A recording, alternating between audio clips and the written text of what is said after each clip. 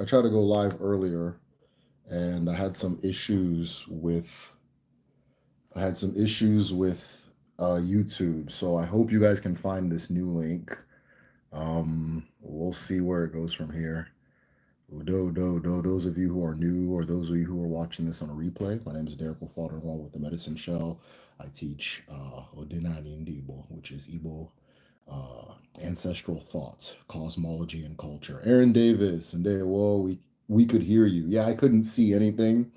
I couldn't see the camera. I couldn't see your comments, nothing. So, and then it said that it was unable to connect. So I had to try again. And they, well, okay, you guys are finding me. That's good. And they, well, Udo. Scotty Collin, Udo. Reginald, Ndewo Wanne. Hi, Chief. Ndewo. Couldn't see you though. Yeah. There was an issue. It said that there was an issue, and I have to try again. So here I am. 10 already. Damn. All right. So um once we get to 15, we'll go ahead and begin the discussion. For those of you who are new, my name is Derek Ofadarunwa with the Medicine Shell. I teach Odinani Ndibo, which is Igbo ancestral thought, really. Cosmology, spirituality, and culture. For those of you who are new to the channel, if this is a topic you are interested in, hit the subscribe button, hit the subscribe button, hit the subscribe button. Let YouTube know that this is what you like to hear about, discuss, share about, and so forth, and that kind of thing. Yeah. I'm going to go ahead and begin the discussion. This is Ask Me Almost Anything. I'm going to start the discussion once we get to 15 people, since 10 of y'all showed up at once. Sima, Nwanne, kedu ka ị dị? Sima, kedu ka ị dị? Sima, aga m agwa ndị mmadụ ihe na-eme. Aga m agwa ndị mmadụ ihe gbasara gị. I'm going to tell people your business a little bit. Sima's in our Igbo language class and is doing phenomenally as far as progress. You're a nice break of fresh air with all this. Indigo Phoenix, I appreciate that. Yeah, I don't want to be a part of the contemporary media cycle. Not saying that I'm like some celebrity or whatever, but like I don't want to be like talking about all this. Like, I deliberately keep my channel off of current events just because it's just a lot of that stuff is just there to stress you out and make you sicker and weaker. Udo. He said the ancestors are here, and we have 20 people in here already. Oh yeah, kaibido. Adumma, jishike nwanne, jishike in Bali. All right, kaibido. Again, this is Derek Ofadarunwa with the Medicine Shell. Let us go ahead and begin our discussion. I'm going to bless the event by breaking Oji, but I don't have Oji, so we're going to use our heart this time, right? Because when you see Ndibo use the Oji and the heart are the same thing. They represent one and the same thing, right? The Oji, the heart, and the mind are also there. In the next video I'm making, I'm not going to say what the topic is because we had a vote on Patreon, and I kind of want to surprise the people that are not on Patreon. By the way, if you're not on Patreon, join the village, patreon.com/TheMedicineShell.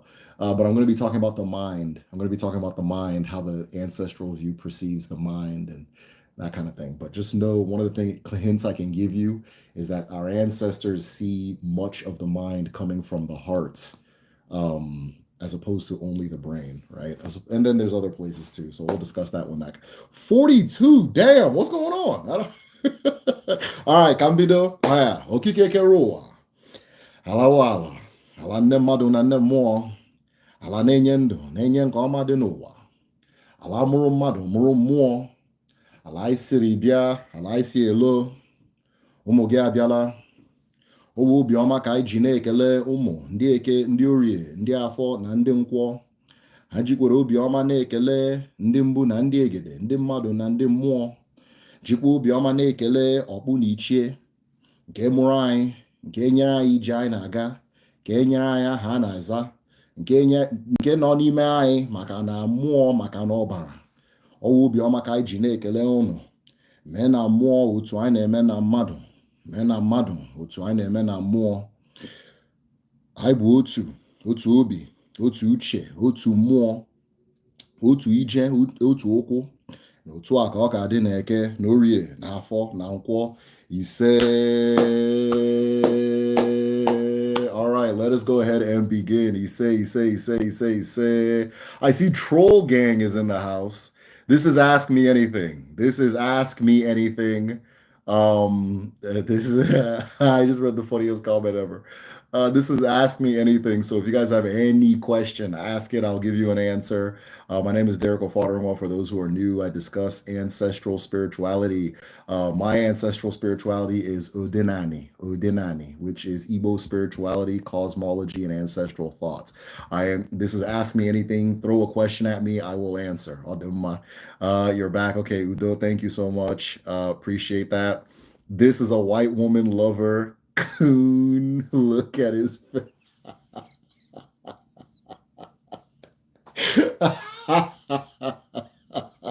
Hey man, black queens forever.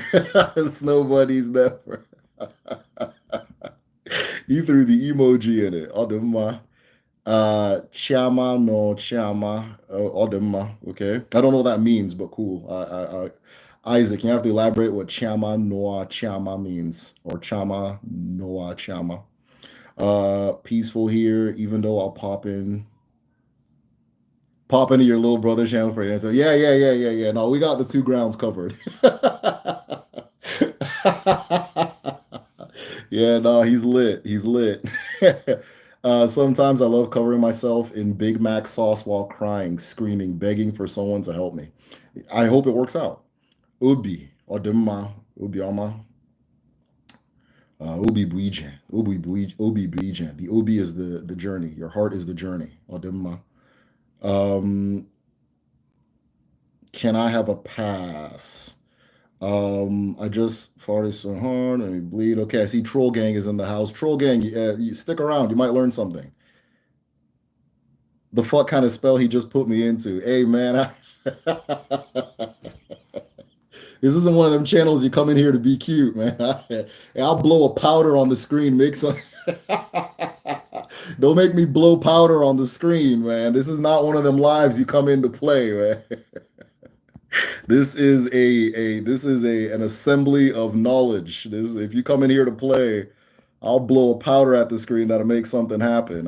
Hey, you're gonna wake up like talking about. I'll do, but yeah. Can I have a pass? You get a pass from that powder, man. Hey, keep playing around.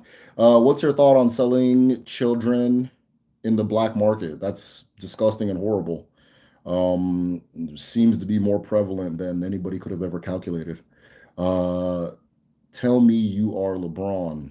I'm the LeBron of what I do. I'm the LeBron. Okay, what's the meaning behind the name, the Medicine Shell? Okay, super cool question. So, meaning behind the Medicine Shell. So, in Odina and Indibo, right? The way we do, there are many methods of doing divination, and the highest form of divination is Afa. Afa Babala. Afa is the strings you might be used to, with the four nodes, like four strings of four nodes that can give you just a different, like almost an infinite array of codes, right? And the highest form of Afa is the Afa that comes from the tortoise shell. So it's kept inside of a tortoise shell. And so that was the inspiration for the name. I told myself not to stress too much and let the name kind of come to me. And I was just reading. I was like, okay, medicine shell. Boom, it just came. So it is a reference to the shell of the tortoise that the divination beads come from. That shell itself represents what is known as the Apa Uche, which is the bag of wisdom. The bag of wisdom. It is also referred to as the nest of wisdom.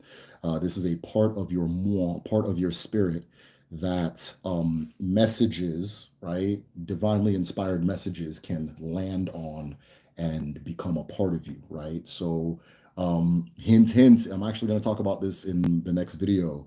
But like I said, divinely inspired messages can land on this particular part of your spirit. It is the seventh layer of Mo, the Apa Uche, right?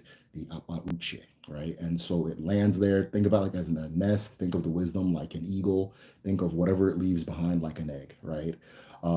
And it lands there and becomes a part of you and so on and so forth. So it all ties to that particular aspect of spirit, that seventh layer of Mo. It also ties to um, divination. So all one and the same thing, anyways. So thank you for that question. That was dope. Cue ball, hey. Can you take me to my soccer game tomorrow? You need to ask your mom who your dad is and have him do it. Spaghetti or meat? Meat. I'm really not into wheat pasta type of stuff right now. Man, you guys are really in here. Okay, I think they're leaving. Oops. Do you know anything about the Moors?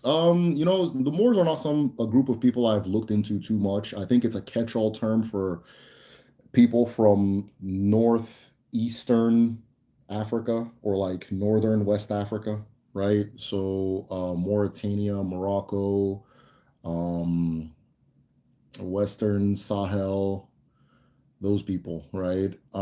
So I think it's just a catch-all term for any like like mm, mm, Muslim or desert origin African. I know that the Moors entered the Western imagination due to their occupation of Spain, and then even prior to that, the a lot of specialists from Africa were hired in Europe. People don't understand the extent that Europe was built on this idea of competing for human resources, be it through immigration and different ways and so forth. So a lot of specialists, architects, so on and so forth, would come from these parts of Africa and live in different parts of Europe. That's why throughout a lot of European arts, you'll see a lot of African people, and they're usually in like high status places because they either descend from specialists or they were actively invited to be there and so on and so forth. Some of them were there since the Roman age and that kind of thing. But yeah, that's what I know about them. Just Muslim, northeastern Africans, um, low key the ones that destroyed the Mali Empire. I think, yeah, no, they destroyed the Ghana Empire for sure. I know that the original Ghana Empire, and then I think Mali as well. But people would consider people from Mali Moors too. So yeah, Derek, you were spazzing in the art talking about those men in the arts. Yeah. It's gotten worse since the last discussion. It just, oh, did you hear that? This one, I don't know. Yeah, yeah, yeah. No, a lot of, sitting there trying to expose men that are in theater and arts and dance and performance and music as not being heterosexual. I've just never assumed that doesn't make any sense. Who else you think does that stuff? Is it true that if you drag a piece of bamboo behind you and it's heavy that you have a curse? And I don't believe that. I've never heard of that before though. So I don't know if that's any part of any type of tradition that I'm from, my own Odinani tradition. I've never heard of that. It sounds like something that they tell kids. It doesn't sound real. Hi, I'm from France. Udo, and well, welcome from France. I've never seen so many trolls. You must be big, big time now, yeah. Maybe, yeah, yeah. No, as it grows, I notice that more trolls show up in the live, so I'm never really upset about it. It's like it's a good sign, right? It's a good sign. Plus, I don't. I was a troll when I was 11 years old too. Whatever. You need some mods. I'll happily block the stupidity. I'm not bothered by it. I'm not bothered by it. I have had trolls come in here and then become a part of the community and chill out. So it starts somewhere. Bro, I finally found you. Why did you block me on Grinder? Because you were annoying. That's why. Because you're ugly. Sir, why are you reading fake hate comments. I don't know. I look at the screen, I read the one I see. So oftentimes it's the troll that I see first. And there, well, I see a Trollapalooza tonight. Question: what's the difference between Indiotu and Arashi? Oh, good question. Okay, Ndiotu. Ndiotu are the people, forces, beings, and elements that you came into creation with. They are, it very literally says, those you are one with. So if you imagine your entrance into creation as like a boat, you are one of many passengers on this particular boat, right? And there are many people that will come with you. So among your Ndiotu are people who you share the same agun with, or the same onyowa. So you and them were the same person in the past life, right? You and them were the same person in the past life, like a soul twin, right? These are part of your ndiotu. Some people enter the world with different forces, such as Dimiri, spirit husband, uh, Munya Miri, spirit wife, Obanje, right? Those different things, those are part of your ndiotu, right? But all of the, I mean, your ndiotu range is just everything you came into creation with. It has no real relationship with Arushi.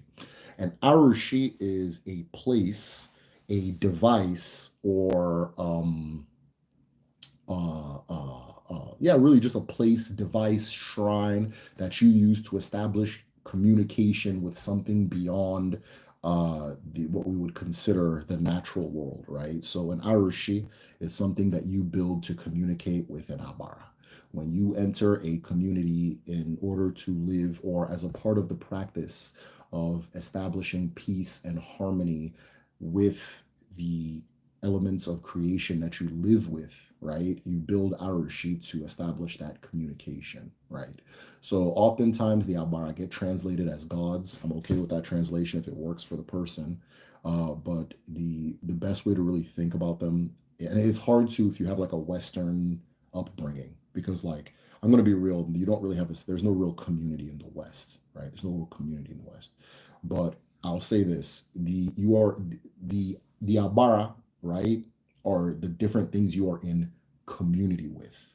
You are in community with them. They just happen to not be human. Okay. So you are in community with the earth. You are in community with the sky. You are in community with the waters of your community. You are in the community with the different forests and trees that are around. These are all members of your community, the same way your neighbor is a member of your community, right? But they are elders. They are elders. They were there before you. They are the reason you're alive. They play a bigger role in the survival of you as a person than you play in the survival of them. So there's a degree of reverence and respect that is owed to them for being who they are and what they are to you. Okay. And then, when the Europeans came, they came, oh, they're worshiping this. That's not really, it's not the same thing, right? It's not the same thing. When we talk about worship, it's you and your chi. Okay. So an Arashi is something you build to establish that communication, or a meeting point for you and those elements of your community.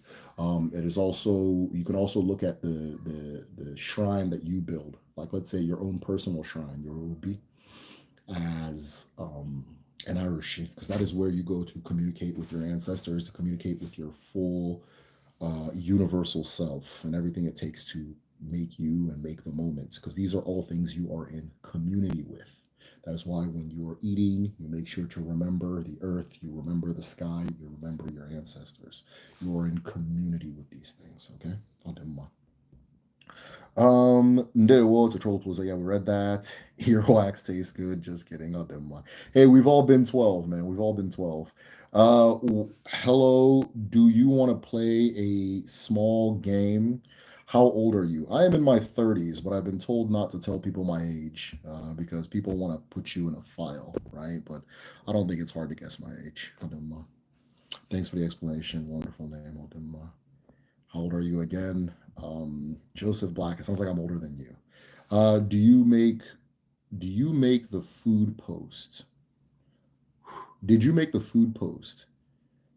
The other one besides wheat. What? Somebody asked me if I like wheat or spaghetti or meat, and then I certain times of the year I just don't like spaghetti, bread, things like that. So I don't know. This is one of them. Love our African spiritual cultures. Thank you. I love them too. Don't like to call it religion. Me neither. Puts our ancestral cultures in the modern day America. Yes, exactly. I think people don't realize how much Islam and Christianity are a very different thing from most of what's going on in the world. They're a very different thing. But because they have spread so far, everything gets looked at in their lens, and that affects how well we can look at the rest, everything else, right? It usually blinds our ability to understand things beyond Islam and Christianity. That's why I say this is not a religion, because it's just not. It's not. Whatever. Africans don't live once and then go to heaven or hell. No, we do not. Well, from Romania, yeah, I can tell from the quality of your humor that you're from or Romania. Hey, okay. Is there a special relationship between those born on Uri and Ndimiri? Absolutely.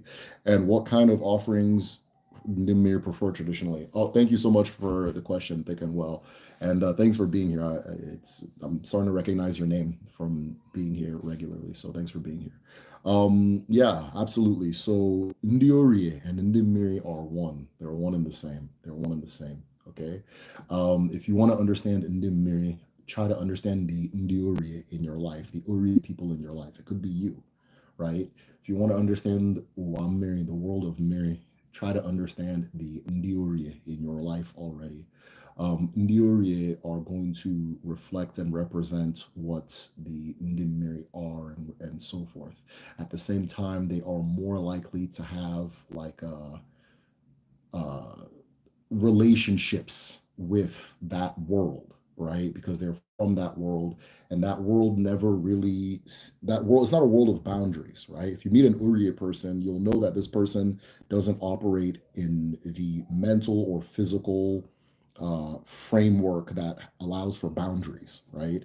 And so Ndi Uriye, as Ndi Miri, also do not operate in the world of boundaries, right? And the reason I say that is because it's almost as if in Diori always have like one foot in the spirit, one foot in the physical, and so they always just have a lot more going on spiritually. That is, what's the word for it? I guess more dramatic or lively than other people. It was interesting because when I first, so we have an in-house Debia on Patreon, and I remember when I first had it, the people kept coming to check with the Debia were Uriya people. And I was just like, are you sure this is accurate? How is everybody getting the same thing? And then, what I came to learn is that Uriya people tend to just have more funky stuff going on, unless they understand, oh, this is who you are. This is who I am. I have this really good book. Is it up here? I have a book called Efuru by Flora Nwapa. If you've ever read Things Fall Apart, I would recommend going and reading Efuru after. It's like you enter that same world but from the perspective of a woman. And this woman, spoiler alert, still a good story regardless, but spoiler alert, she figures out that she's um an Onya Mary, Onya Uri. She figures out that that's who she is. As you're reading the book, those of you who are subbed to the channel and you've watched my videos, you're going to understand the ending of this video a lot more than or ending of the book a lot more than like the average person. But in the end, she learns, oh, this is who I am. This is who I've been the whole time. And then you start seeing all the events in her life, and they all kind of like, oh, that makes sense why this happened and that happened, and so on and so forth. So, yeah, Ndiori, Ndimiri, and Urie are it's the same thing, same people, same people. Derek, what quality do you think the arts have that attracts gays? All right, okay, because they really are a lot of them, and I'm starting to think about it. This I don't know the answer. I think you'd have to just ask somebody who's a part of that community, or take a survey or something. I don't know. I don't know if there's an answer for it. Part of me, I don't know. I don't know. I think it's just what it is. Why I don't know. Why do NBA players slur their speech? Is it do you have to just slur your speech? Hey, we had a really good game today. Just there's just certain interests that all of a sudden there's these affinities that come with the interest group that it's like where's the connection? You can't really tell. So yeah, I don't have an answer for that. I don't know, but I do know that since the beginning of time, the arts, the just the world of thinking and philosophy and arts has had a lot of representation from gay people, and that's just normal. So if you come start telling me all these musicians are gay, I mean, okay, that's normal. Google Mozart. you know. Greetings, dear brother. Ready for more phenomenal lessons. Oh, I appreciate you, man. My dear, thank you for the donation. Wise Mazzy Derek. It means you are winning. Thank you, one there. I appreciate it. I appreciate you for the super chat. Adumma. Is there any consequence traditionally when I have, oh boy, is there any consequence traditionally when I have sex in the same house that I live with my elder brother? No, no, you're all right. You may need to ask him. I don't. Why are you asking me, bro? I gotta share the sheets with you, man. Ask him. You're the one messing up his bed. When you go to Alpha, do you need to have specific questions or an issue, or can you just go to receive whatever message you need to hear? You absolutely, and this is an opinion thing. I'm going to give you an opinion thing, right? And I'm going to explain my opinion. You absolutely go to AFA with a specific question for a specific question, a specific issue. You do not go to AFA just to hang out, just to ask whatever, so on and so forth. Because I've come to realize a lot of people just want to do AFA just to see if, just to peek behind the curtain and see what it'll say and so on and so forth. It's best to go to AFA with a very specific question. The more specific, the better. You will find that the magic of AFA comes in your specificity, not in the fact that it's just going to say random stuff that's interesting. AFA will always say something interesting. There's a story we tell back home, and it's the story of Nechuku, right? And in the beginning of time, the first Arushi that human beings ever built was Nechuku at Uturu. Nechuku at Uturu, right?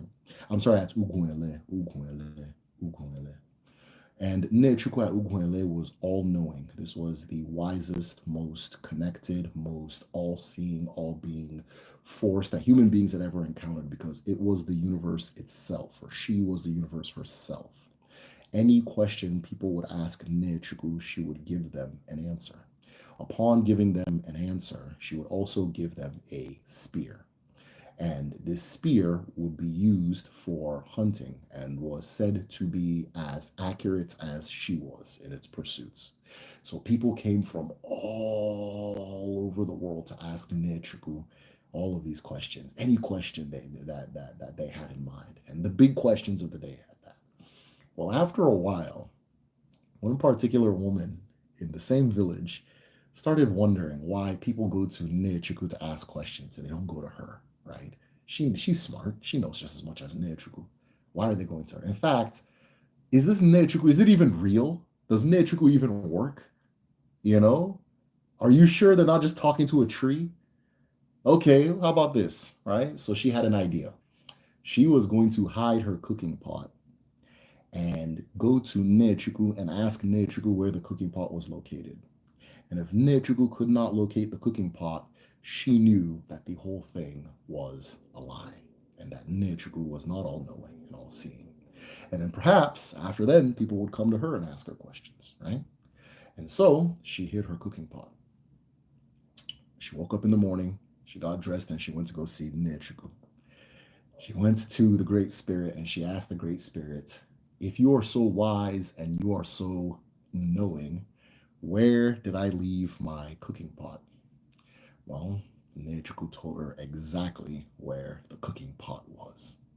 And everybody in the community went and checked, and they saw the cooking pot was there. And they were sure now that Nechuku was really what Nechuku claimed to be. But that wasn't the end of it. Nechuku was so insulted by this question and so insulted by this moment that she rose from the ground at Uguele into the sky and went somewhere else, right? And Nechuku, when people would come to Uguele to speak to Nechuku, they would not receive answers again. Now, here's an interesting thing about Igbo history, and I talk about this in my Usu Explained video.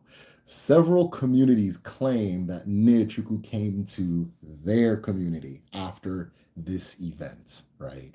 And the most famous community that claims this is Arochuku. And the community is, which is also the community whose claim is the most respected, right? The most acknowledged, right? Is Arochuku, that Nechuku landed inside of an Ibibio, which is not Igbo, an Ibibio shrine known as Ibini Ubabi, the drum of God, and changed her gender to male so that women would respect her. and and so Chuku at Ne Chuku of Ugwele then becomes Chuku of Aro Chuku. And yeah, that's the story. So don't go to Afa just to play around or to see if it's real. Go with very specific questions and you'll receive the magic of it, the full power of it.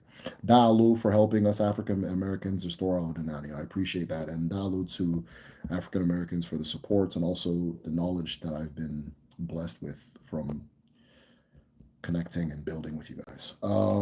Greetings from New York. Hudo wanne, hudo, hudo, hudo. What the traditional okay, what's the traditional diet for Igbo? Hold on. Traditional diet, okay? Uh Not too different from a West African diet. The yam and the cocoa yam are both sacred in our tradition.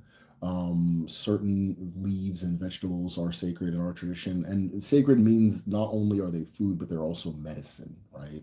Not only are they food, but they're also medicine. So I can't list every single thing that Igbo people eat or the whole diet and so on and so forth. I know that certain or every community and every family has its own dietary laws and restrictions and that kind of thing. So you'll go some places, like in my community, you don't eat reptiles, which I don't know why you'd eat a reptile. The you don't eat we don't eat fish that has scales. We don't eat fish that has scales. But this particular rule is more so followed by like nzes and ozos, like titled people who are like committed to the tradition, right? So DBS don't either. DBS don't either. DBS can if they want to, but it reduces their capacity to work for that day if they eat fish with scales. No, let me take it back. Fish, yeah, fish with anything with scales. We don't eat things with scales. But there's communities where you'll find exceptions. And then animals that have like done something great for you historically. So like there are certain animals that have like saved the community because they do XYZ for them, and so you don't eat them out of gratitude and that kind of thing, right? The best way to explain eating in Udinani is eat like your ancestors. Eat like your ancestors, right? The world is going to try all types of different foods and throw different foods in your direction. The key is to eat like your ancestors because the ancestral diet is a distillation of years and years and years of trial and error, right? So, for example, now my grandfather didn't drink. My grandfather didn't drink. One of his kids started drinking and became really into alcohol, like an alcoholic, you know. And so I myself, like I'll drink, but I have no urge for it. It's not like it's not something I enjoy anymore.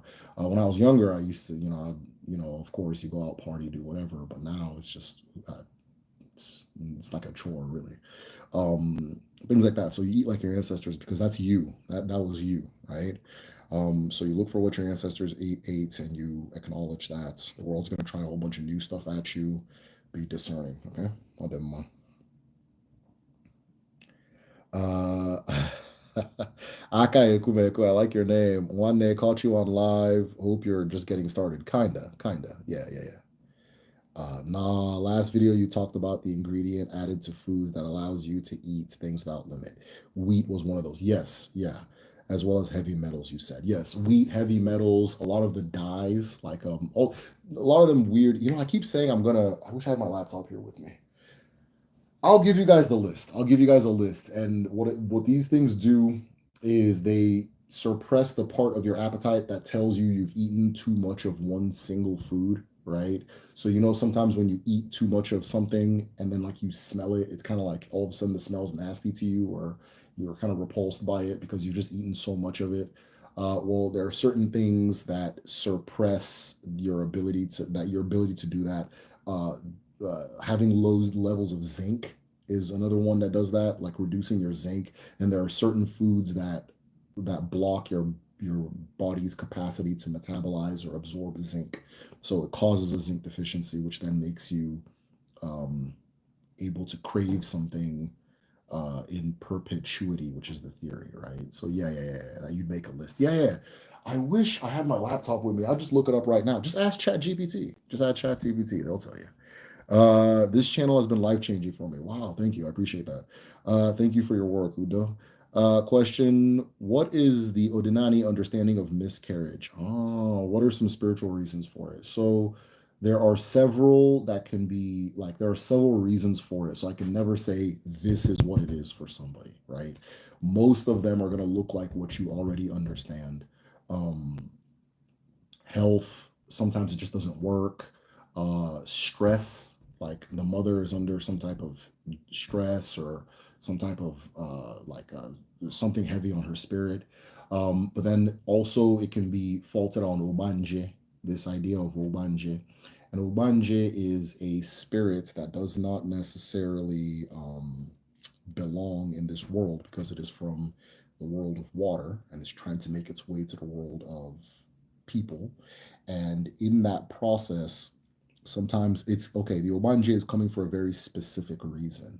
So if it has this specific reason in its heart and it comes and it sees that it's not going to receive that reason through the reality of being born in that moment or through or in that family would offer, it will end its own life and go back and try again, right? And this creates cycles of miscarrying over and over and over. Now, sometimes the Obanje has something in heart and it comes and it sees that it can have that thing, and so it goes ahead and comes out, but then comes out as a particular type of child, or affects the child that, let me say it this way, affects the child that it comes out with in a specific way. The child is not the Obanje follows the child, right? And so yeah, but that's one of many reasons. It's not always Obanje, right? It's not always Obanje. Um, Sometimes it's genetic. Sometimes it's genetic. Our ancestors have a very strong understanding of genes, things that run through families, so on and so forth. So one of the things that hurts us in the modern world is that, like, for example, now I'll just use the example of women because we're talking about miscarriages. We don't really have communities of women anymore. In the traditional,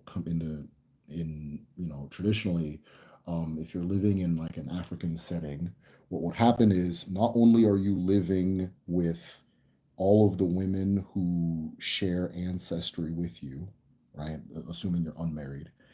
If you're married, you're now living with hundreds of other women, and they're going through what you're going through. You're going through what they've gone through. And so when something happens to you, you can easily verify with hundreds of different women. As far as, I mean, we have the internet now that kind of does the same thing, but verify with hundreds of women and they give you their experiences, right? And from there you learn things. Like, I know this family who, because of the, like, somebody had a miscarriage and the mother said that the daughter has to lose weight, that their weight has to be at a certain point for them to successfully have a child. That this happened to her and also happened to her mother and several of her aunts. And they learned in their family that they have to be at a certain, like, because they gain weight easy. So they have to be at a certain weight or else they're going to have a hard time conceiving or not having a miscarriage. And so, yeah, that's just one of those things. There's also medicines to prevent it, and so forth. If that is something that's happened to you, and you want to talk to somebody who's kind of like more specialized in that, I would advise talking to like a dibia. And a dibia would give you like a proper ceremony or ritual you can do to officially kind of move on and honor um, the spirit that passed. But I know it's it's a really difficult thing to go through.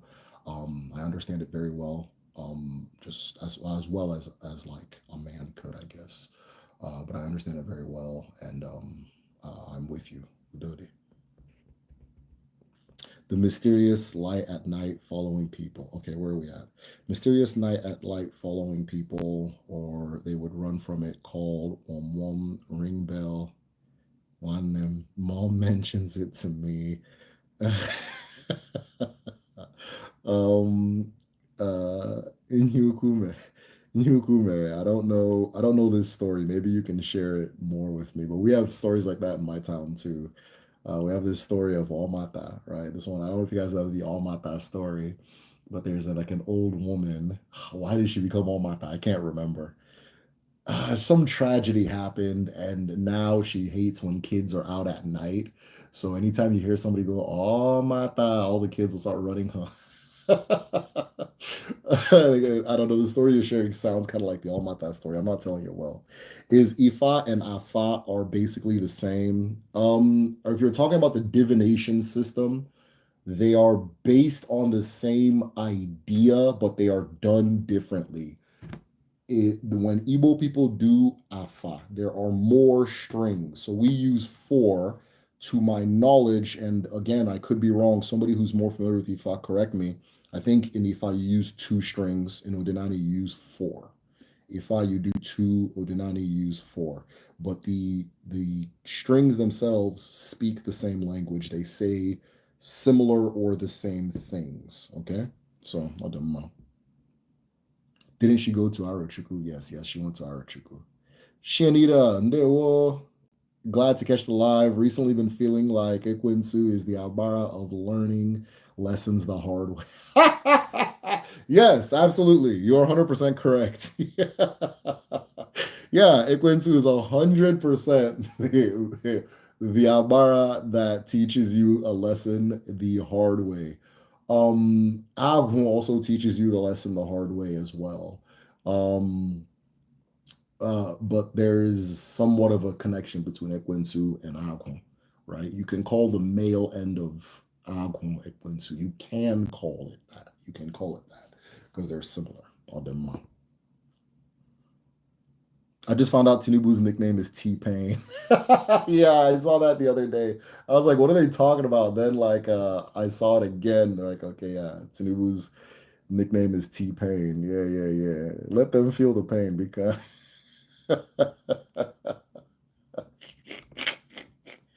oh man. Man, you can always count on Nigerians to set themselves up in a bullshit situation and then be funny about it the whole time. So, whatever. Okay, but isn't Agon's lesson a little more specific? Uh, Depends what the lesson is, yeah. Makes sense to get home before street lights come on. Okay, man, you guys are really not, unless I'm not getting my. Looks like once the trolls left, nobody had questions. But I don't know. Which, by the way, how'd they all leave at? Udochi, did you kick them all out? Yeah, I'm not seeing any more questions. I hope we're not done. Unless this thing is not reloading or whatever, rebooting, whatever the word is for it. What is this? I don't know. Hang out and see. Hang out and see. Uh no, I did not. It's all good. Okay, I'll do my. Yeah, guys, this is Ask Me Anything. Once you guys run out of questions, I run out of talk. So it looks like this might be a record short one. I'm not seeing any more questions.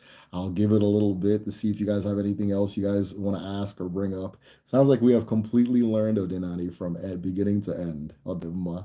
Okay, where are we at? Can an Ikenga statue be inherited or reissued? No, no.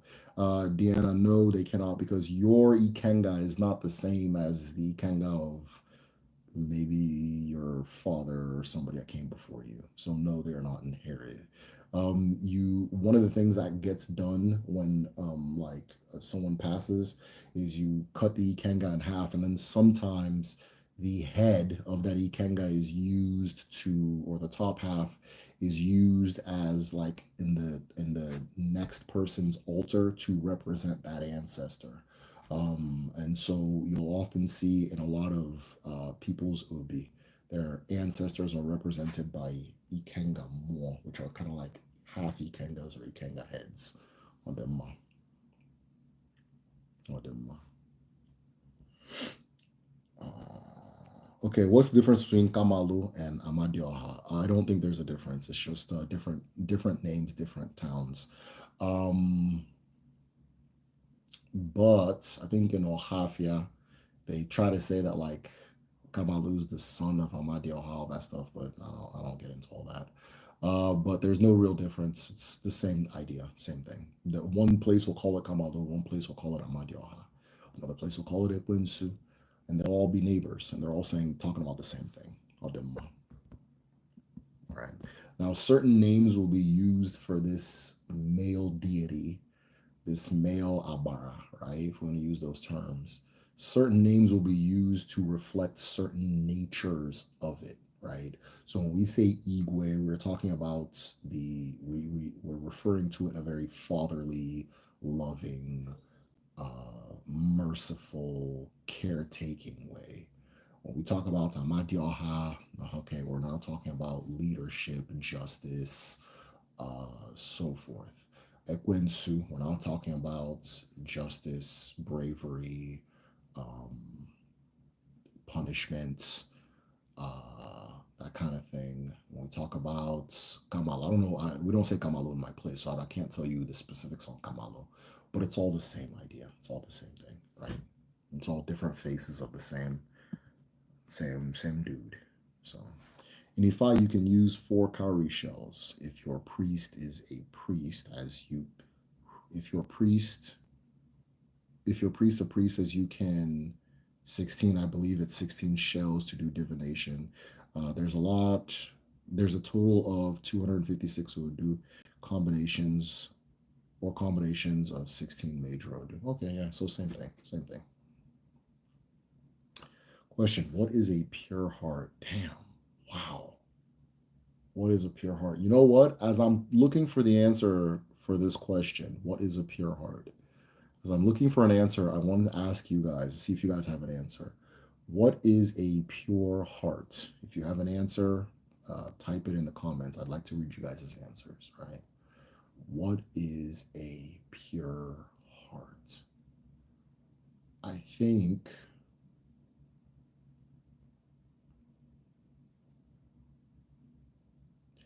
think a pure heart is a heart unburdened by things that are not of its creator, right?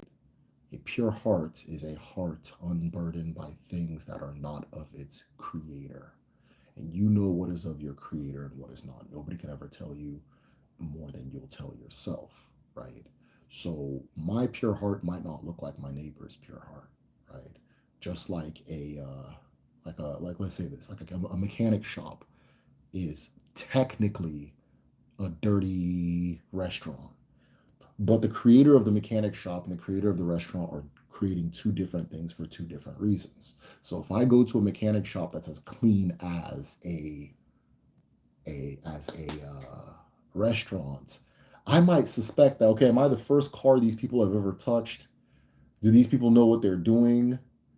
It's kind of dainty. I don't I don't know if these guys know what's going on, right? Because it's not really supposed to look that way, if that makes sense, right? It's not really supposed to look that way, if that makes sense.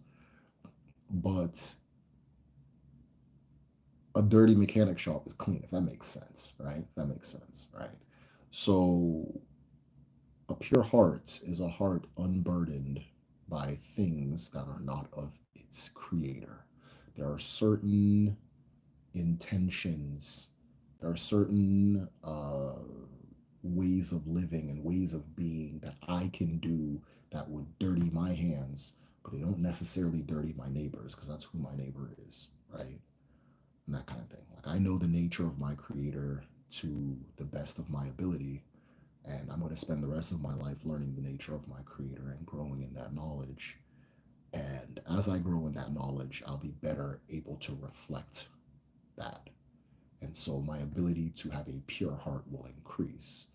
But the if that is my mission, if my mission is to match my chi 1 to 1, to reflect my chi into the world as it reflects onto me, then that is a pure heart. I hope that makes sense. Is there a number of recommended divination in Odinani? Divination is just for problem solving, right? Divination is for problem solving. I think one of the things that happens when people get into African spirituality is they see that it has these very unique features that other, I guess, world systems, religions, spiritual understandings, cosmologies don't have. And so they make those unique points the face of it, right? So divination tends to be the face of it, it like like divination is to, I don't know, Denani, what prayer is to a Christian, or baptism and all these things, right? Try not to think of it that way, right? You are in community with we refer to her as the gossiping old woman, the all-knowing old woman, the mind, the consciousness of the earth, which is Afa. We use Afa to access her, right? If you got a question for her, go ask her that question. You understand? She can solve major problems. She can give clarity on things that you can't see. She has an eye in spirit and an eye in person. So I always use this proverb. It's one of my favorite as far as Ilu. And the Ilu says that if you see a man dancing on top of water, there's something below the water playing his tune, right? So you go to Afa when something unusual is happening, right? Where it's unusual. There's a person dancing on top of water. Let me figure out what is playing its tune under that water, so that when I come with a solution, I have a solution that has one foot in the world, in Mado, and another foot in spirit, which is Mo. That is what Afa is for, right?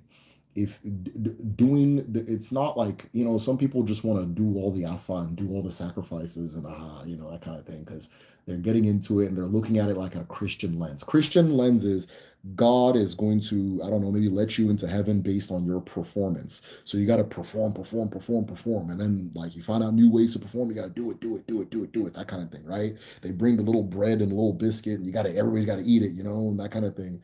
Ordinary is more so like, okay, this exists. What do you need, right? What do you need? What makes sense for you, right? And so, yeah, if you have a specific question that you can't find the answer to in person, then go to Afa. Afa will answer your question, right? And that being said, there's no limit to the amount of times. If you have 2,000 questions a year that you want to ask Afa because it's that deep, then sure, that's fine. There's no issue with it.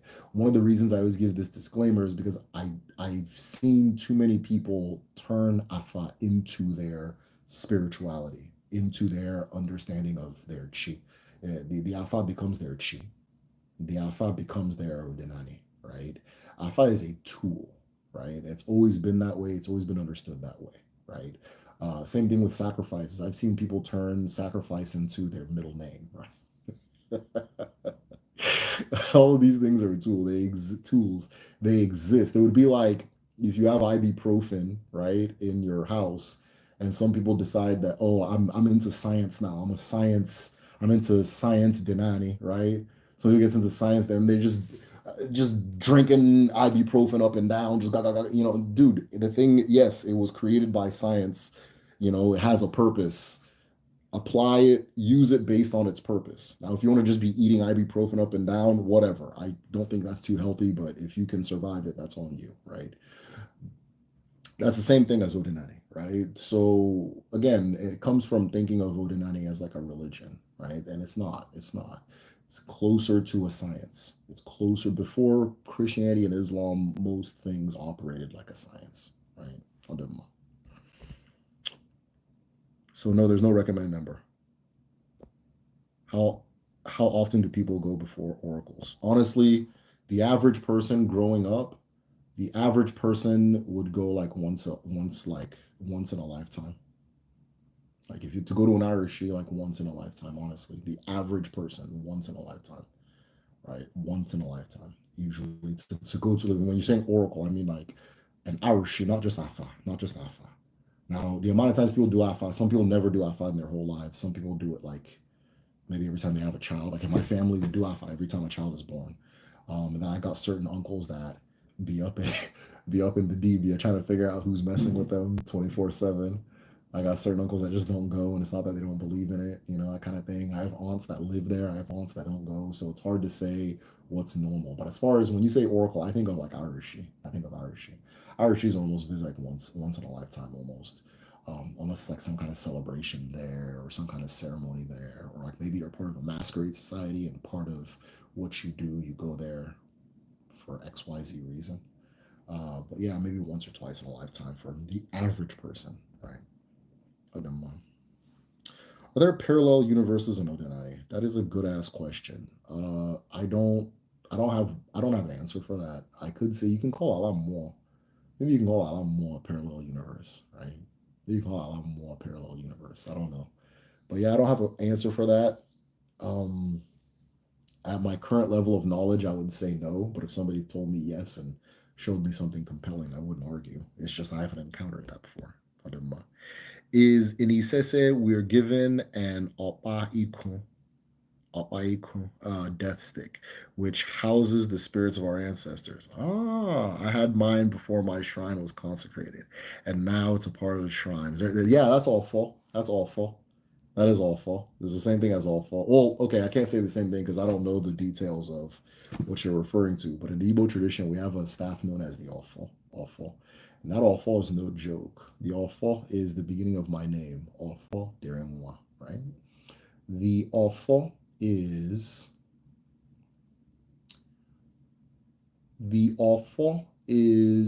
your staff of authority, of divine authority, right? So all people are born with an awful. The way you get your awful is that your chi comes into the world. Your chi is bringing you into the world, an extension of itself, right? Just like my hand is an extension of me. I'm dipping my hand in the cookie jar to grab a cookie, right? So your chi is bringing you into the world for a specific purpose or to actualize a reality. I think that's a better way for me to say it than purpose, right? To actualize a reality. And in the process of actualizing that reality, your chi has to, of course, get the permission of Eke, which is the the feminine chi, the mother, right? Has to get the permission of the Eke to enter and exist within her, right? Which is you. And so part of that is I'm coming into the world to be this person and actualize this specific reality. And then she says, if this is what you're coming to do, you are allowed, so long as you don't do this, don't do this, don't do this, don't do that. She gives you her laws, right? Her spiritual laws. And those spiritual laws are personal to you as a person. They're your spiritual laws. They're your spiritual laws. And so that agreement that they make becomes the awful. The agreement that they make becomes the offer. Okay. And so that offer is manifest or represented. Namdi. I'm taking a shower. I'm about to take a shower. Okay. All right. I'm live right now. Ask your mom, okay? I don't know. So it is represented by a staff you are given, right? That staff is an extension of the earth herself, right? If you are holding that staff, you cannot lie. You, of course, cannot violate those laws that in that pact that you made if you own or hold that staff. That staff is typically kept at your altar and becomes a part of your altar. And the way you keep your spiritual protection intact and your road clear is you go to the staff regularly and you say, I have not done this, I have not done that, I have not done this. Negative affirmations, they call them, I think they're called negative affirmations. I always use the examples of the 42 number, I think it's 42 laws of Ma'at. That was not a general, people think it's like a general rule book for the Kemetic religion, if you want to call it that, right? Spirituality. It is not. That looks like a person performing igofo.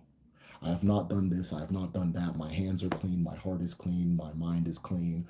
I have not taken what is not mine. I have not wished ill on another. I do not bear evil in my heart for another. I have not desecrated what is sacred. Just all these different things people will declare to say, "Hey, I'm still within my pact, my contract." Now that staff also, when you hold that staff, all of your ancestors are present, just like you said with the death stick, right? When you hold that staff, it's interesting that it's called the death stick because the word awful is remains, what remains. He, she, it that remains. Yeah, for all, right? It remains. So the awful is when you're holding that staff, all of your ancestors are present through you. You are representing all of your ancestors, right? So if I'm using all four, if I'm walking within my all four, I'm not just entering a room as me, I'm entering my room as all my ancestors. And the extent that I understand and respect and honor my ancestors becomes how I understand, respect, and honor myself. And so that those who have all four in our communities become leaders in that capacity because they can be trusted, and so forth.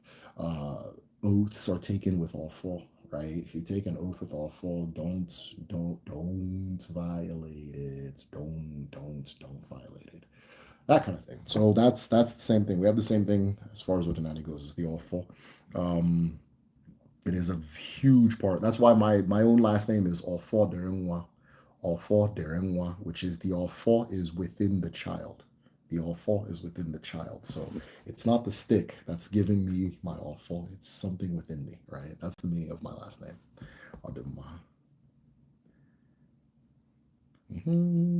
What should happen with Igbo artifacts that were stolen or taken from Igbo land? If they can return it, that's cool. I have the very unpopular idea that it's you caught us slipping. You caught us slipping, but we made those things. We can make new ones. We can make better ones. It's not the our history is still alive, if that makes sense. But Denani is a living thing. It's not something that we use to like look at the past. Udinani is very much about the present, right? So it's like, oh, they have this mask. All right, we got masks. We still got masks. Keep making them. Keep making them. Keep making them. Right? If I understand the important, I understand how annoying it is to have somebody come and steal your shit or acquire it through nefarious means. But 9 out of 10 of those things are personal to a person, so it's not like an Igbo collective heritage thing. It's like this is that guy's all fault. This is this woman's all. This is this lady's so on and so forth. Her pots. This is so on and so. So we can't. I don't really believe in looking at, oh, this is the Igbo mask of blah blah. Go make your own damn mask, right? I don't, you know what I mean? So yeah, we continually make great things. It sucks that some of the older ones got stolen when they got stolen.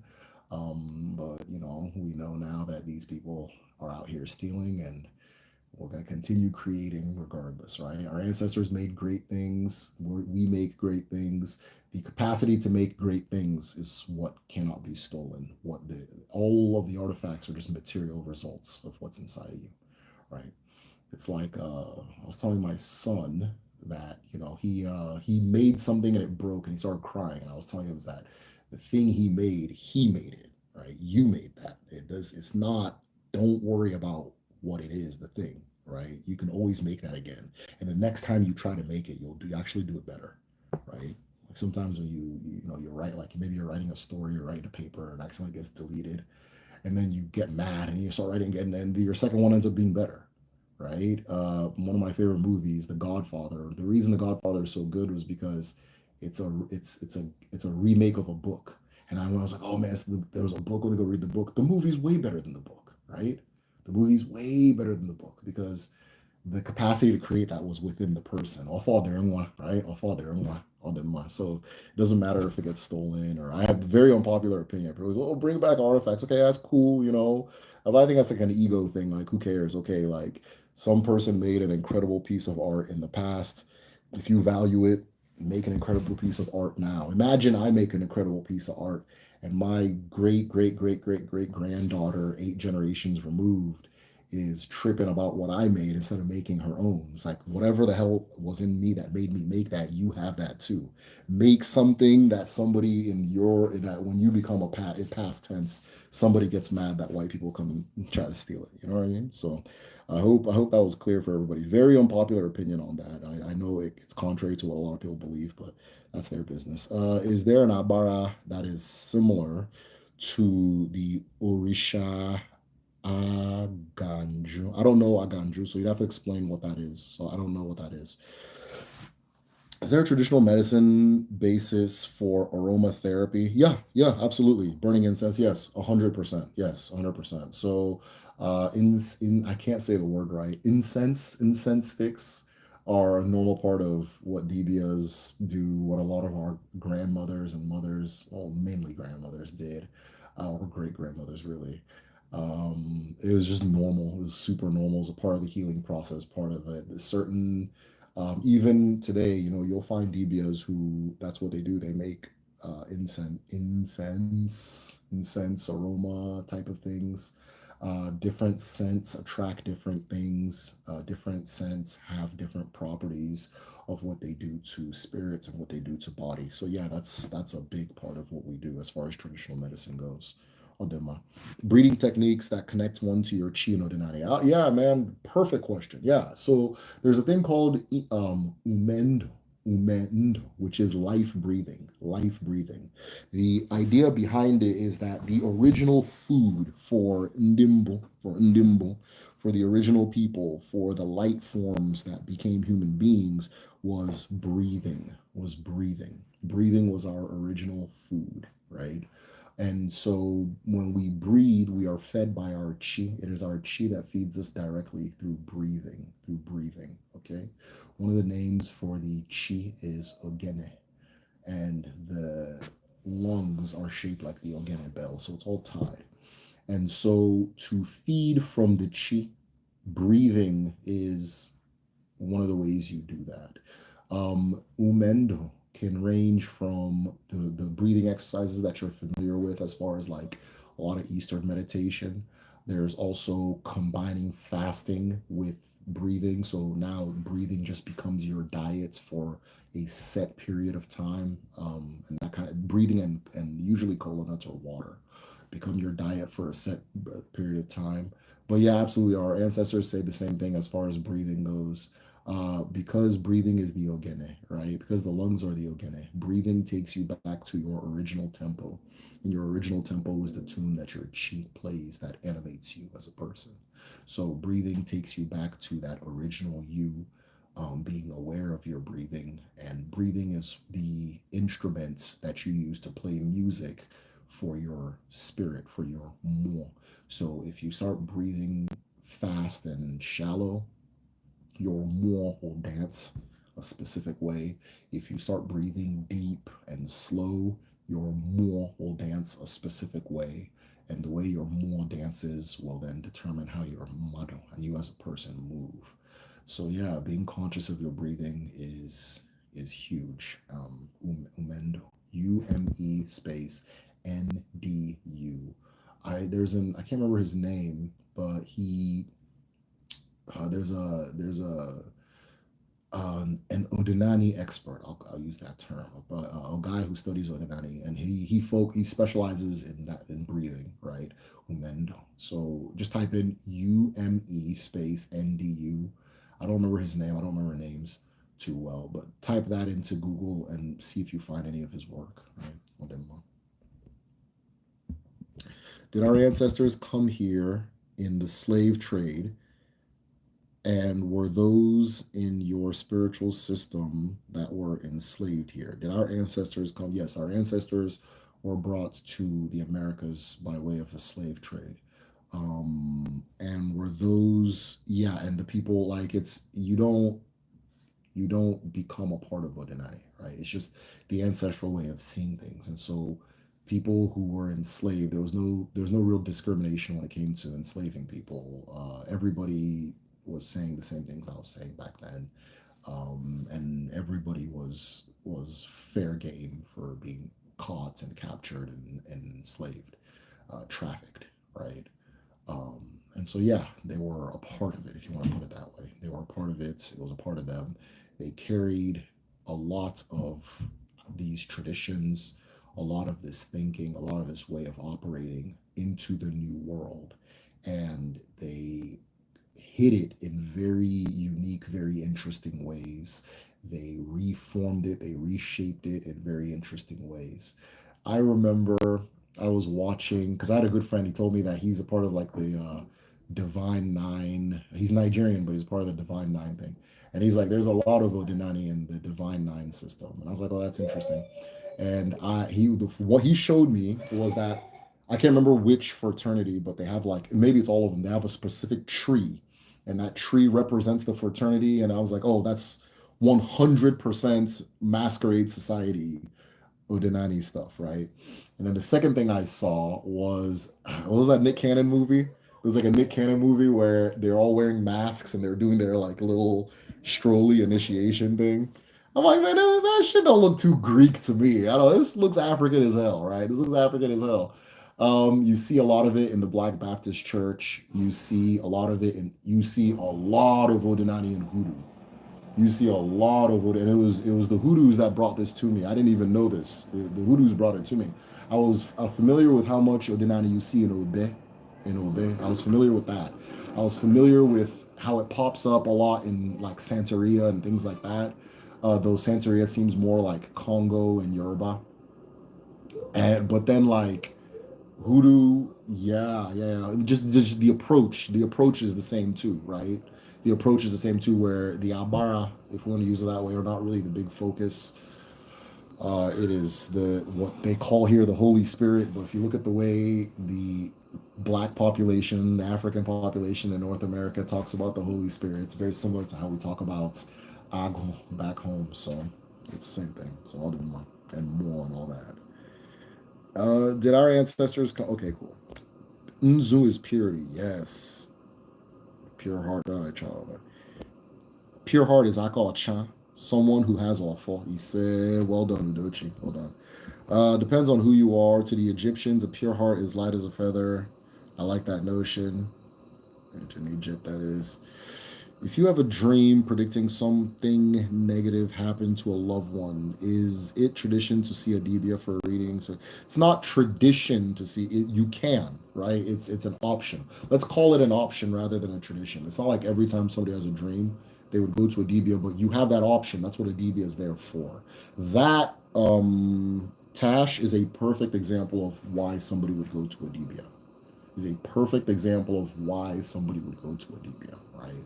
So that's a good one. You receive a dream, it doesn't look or feel too good. You need clarity on it. That's a perfect one, right? So yeah, yeah, it's an option. It's an option, more than a tradition. Why is Mazzy Derek? Love that answer, Dalu. Okay, cool. Interesting thing about your pure heart answer, Derek. That is also a Christian perspective. Yeah, I can see that. That demystifies divination and makes it tangible for sure. Yeah, yeah, yeah. So mystification is almost like this fog that comes up where in like it, with absence of knowledge, if that makes sense, right? Absence of knowledge. And I think a lot of African traditions get quote unquote mystified is because whether we like it or not, we're all at one point of our lives conditioned to fear these things, right? So it's always, we got to approach it on with tiptoes, and that's just not what it is. It's not what it is. Afa is a very, very, very wise advisor, right? Some people look at Google as their wise advisor. Some people look at Chat GPT as their wise advisor. Some people look at Afa as their wise advisor, right? Afa has answers for you when you're ready to receive them. You understand? But if you want to just play around with it, I mean, it's not like you're gonna get hit by lightning or anything like that. Like you're fine, it's not that deep. Tinubu pain. T Pain. Yeah, yeah. Tinubu is T Pain. Yeah. I've seen if our temples recommend to do divinations every 16 days. I don't know. That's Ifa. This is Odinani. Pure heart. Without dissonance, I understand that Ifa is like the first thing a lot of you guys encountered, but like you guys have to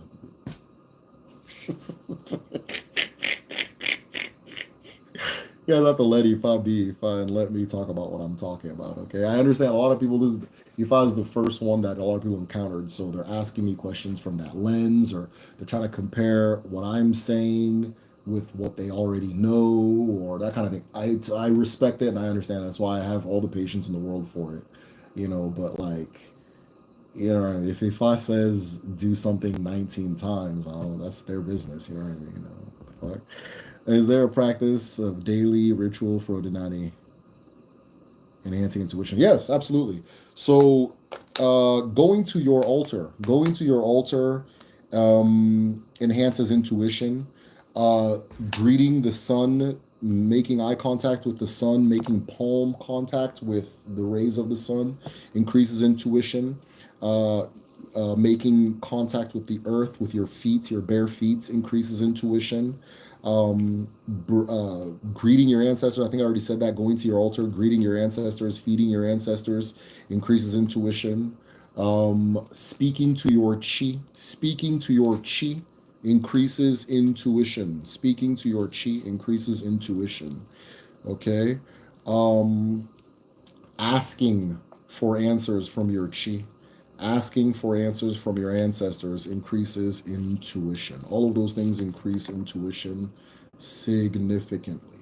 Or they teach you how to hear your intuition.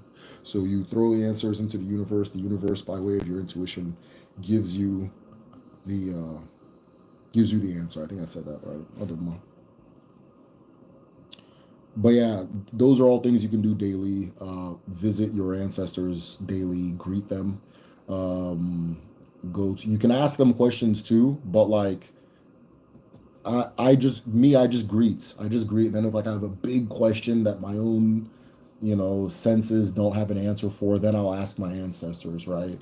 But I'm more of the idea of bringing things to my ancestors rather than expecting them to bring to me, if that makes sense, right? So I go into the world, I try to bring my ancestors blessings and honor and pride, and try to take them places that they weren't, and actualize like unfinished desires. Like some, for example, now some people's ancestors weren't able to go get an education, and so me as them, right, on earth, I'm gonna go get that damn education. Some ancestors weren't able to buy a house. Me, as their heir, as their not their heir, as them, I'm gonna go do that for them. Let them know that their will is being done even after they pass. I'm more of that is my relationship with my ancestors. It doesn't have to be everybody's. That's just the one that makes more sense to me, right? And I base that off my relationship with my elders, because your ancestors, your elders, the same thing, right? So I tend to want to be capable for my elders and to have them do for me, right? So when I go to my ancestors, I just greet them. I greet them, good morning, so on and so forth. I greet you, so on and so forth. I greet you, this person, I greet you, that person, I greet you. And I give them a little something for the day, and I go about my day, right? And that has increased my intuition tremendously. There have been times where I've had to ask because the thing I'm facing that has elements under that water, there's somebody under that water playing a tune, that kind of thing. So I have had to ask several times questions of my ancestors, or ask for assistance or intervention and that kind of thing, and they have come through like you wouldn't believe, and so forth. Getting sleep is phenomenal for your intuition as well. As a daily practice, as boring as that sounds, right? Getting sleep is great for your increasing your intuition as well, because your answers will often, for at least for me, they come in dreams. They come in my dreams. What I just do? Udochi, by the way, thank you for the work you're doing as far as moderating. You're you're really putting it. You're really out here sniping them. But yeah, thank you again for your commitment to your traditional metaphysical thought process. Thank you. Can you do a video on the various foods that have medicinal properties? Absolutely, absolutely. That can. The best way to get a video is like comment it, like I request it in a comment of another video, not in a live though. So like just go in any video and be like, can you do a video on sacred foods? What I do is once I drop my next video, I go to all the comments between this video and the last video, and I put them up for vote, like the requests up for vote. And so if you want your topic voted on, join the Patreon. You can vote there, but if you can nominate by commenting, okay? I don't know. Oh wow! So divination isn't necessary whenever a reading is done, whichever medium. Hold on. Wow. So divination isn't necessary. Whenever a reading is done via whichever medium, it's going to be the big honcho. Phoenix, you might have to elaborate on what you're asking. For some people, divination is very necessary. For some people, it's not. Creative force. And well, where you been, man? Is there a concept of virginity in Odinani? Is it still valued to maintain until marriage? Yes, yes. Virginity is valued till of course until marriage. It is a big deal for like young African women.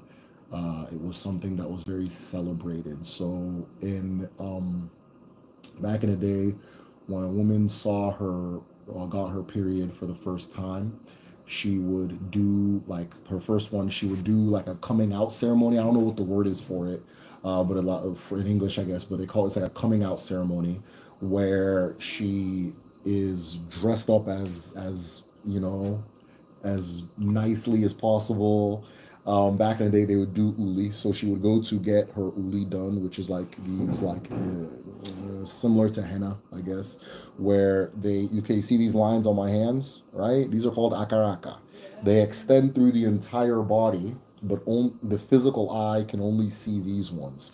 The spiritual eye can see the other ones, and when a person can see all your lines, they see your full beauty, right? They see your full chi, your amara, right? And so she would go get that done and get done up and things like that. And then she would walk through the town. People would be playing music behind her, like, hey, that kind of thing, praising her. Then she'll go through the market, they're praising her.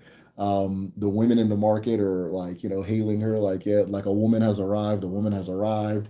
They're giving her different things as well. Oh no, what is it? Is it I think her mother is following her, and her mother is giving people gifts. I think I can't remember if it's she's getting gifts or giving gifts. I think giving, but either way, she's walking through the market and doing her little dance, and people are praising and that kind of thing. And then she becomes one with her age mates who have also seen their period. And a big prerequisite for that is virginity, right? A big prerequisite for that is virginity. So yeah, virginity was a big deal. As far as women in traditional Igbo society, as far as Odinani goes. Uh, Someone said make them again and remix them. Exactly. Yeah, exactly. Can you talk about the observation and the act of witnessing? Okay. Is there a name for someone whose main role is to observe and take in? Gabe, that was a good ass question. Um, I don't think. Okay, so I don't think there's like yes, that idea exists, right? Or that type of person. There are some people who come into the world and that's who they are. That's what they manifest as. So oftentimes when these people take titles, right, they'll have names like Ijele, Ijele, the journey, the watchman, the watcher's journey, right? Um, trying to think of just take names that kind of reflect that. But yeah, that's a thing. That's an understood thing. There are people like that in the world who are witnesses, as you put it, right? These people often become fountains of knowledge and understanding for others, right? An entire life's worth of experience and observation and so forth. So yeah, those people exist. The Mask, Jim Carrey, real. That's funny. Um, before I okay, wow, before I found Yoruba, I found a staff behind the waterfall in Alabama. Damn. It's in my altar space. Dope, dope. Do you think is my ancestral staff? So here's the thing about the Alfa. I'm gonna tell you right now, yes. Yes. Okay.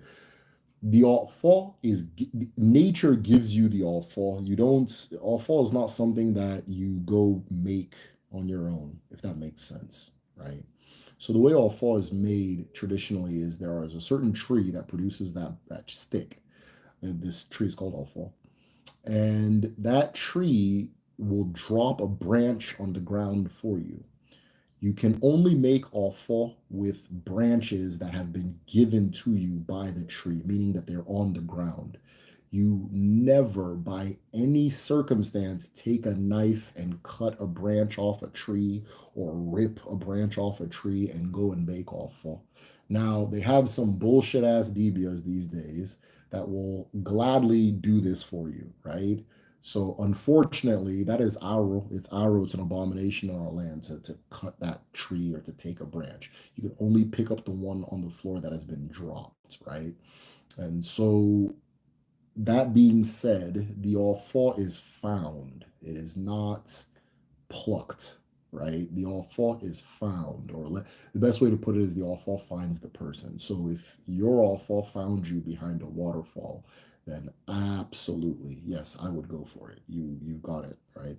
Part of our traditional medicine class, by the way, guys, we're starting the traditional medicine class last week of October. So if you're trying to sign up for the traditional medicine class, it is a class teaching you Debia-hood, the art of being a Debia, what that all entails, and then how to do it, how to step into your gift if you have that gift, and so forth. Um, if you were interested, it's the end of this month. We start at the end of the last Monday of this month. And right now, for the first August 1, there are six, from last time I checked, there are 6 seats available, and most people sign up the week before. So I'd hurry up. But the in that class, one of the things you do is you find your awful. You find your awful. So it sounds like you have already found yours. You have already found it, which is good. That's good. Ademma.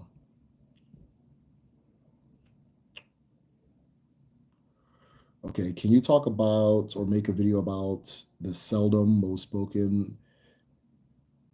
Oh, okay, the god Ubunabane. Okay, yeah, yeah, I can talk. I will 100% make a video about Ubunabane. If you want to see a video, comment it under another video. Say, can you make a video about Obunabani? But Obunabani, the name even says that which kills at night. That which kills at night. Obunabani also goes by the name of Nemo. Nemo, right? Nemo is almost like the exit portal of Allah, right? So this is the spirit that walks you out of life, just as there's a spirit that walks you into life, which is Omumu, Omumu, right? Omumu, Nemo, Omumu, Obunabali, birth and death, creation, destruction. Obunabali takes you out of this phase of existence and into the next. Momo brings you into this phase of existence away from the previous. So yeah. I'll definitely make a video on Obunabane. It was so funny.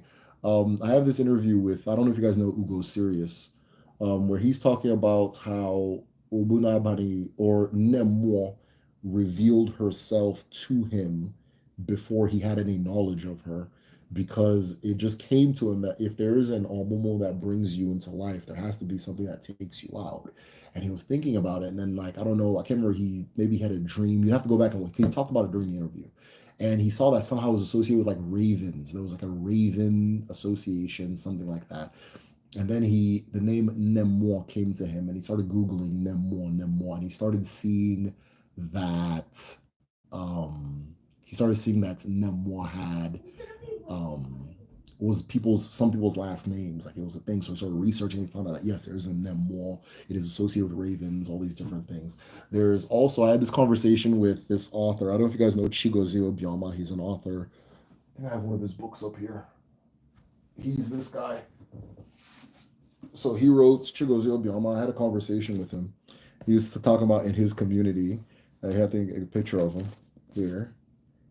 He's talking about in his community they have a masquerade called Nemo, and it's a woman, but she has a penis. And he remembers as a child he thought that was funny. And when I was talking to him, he was talking about that thing.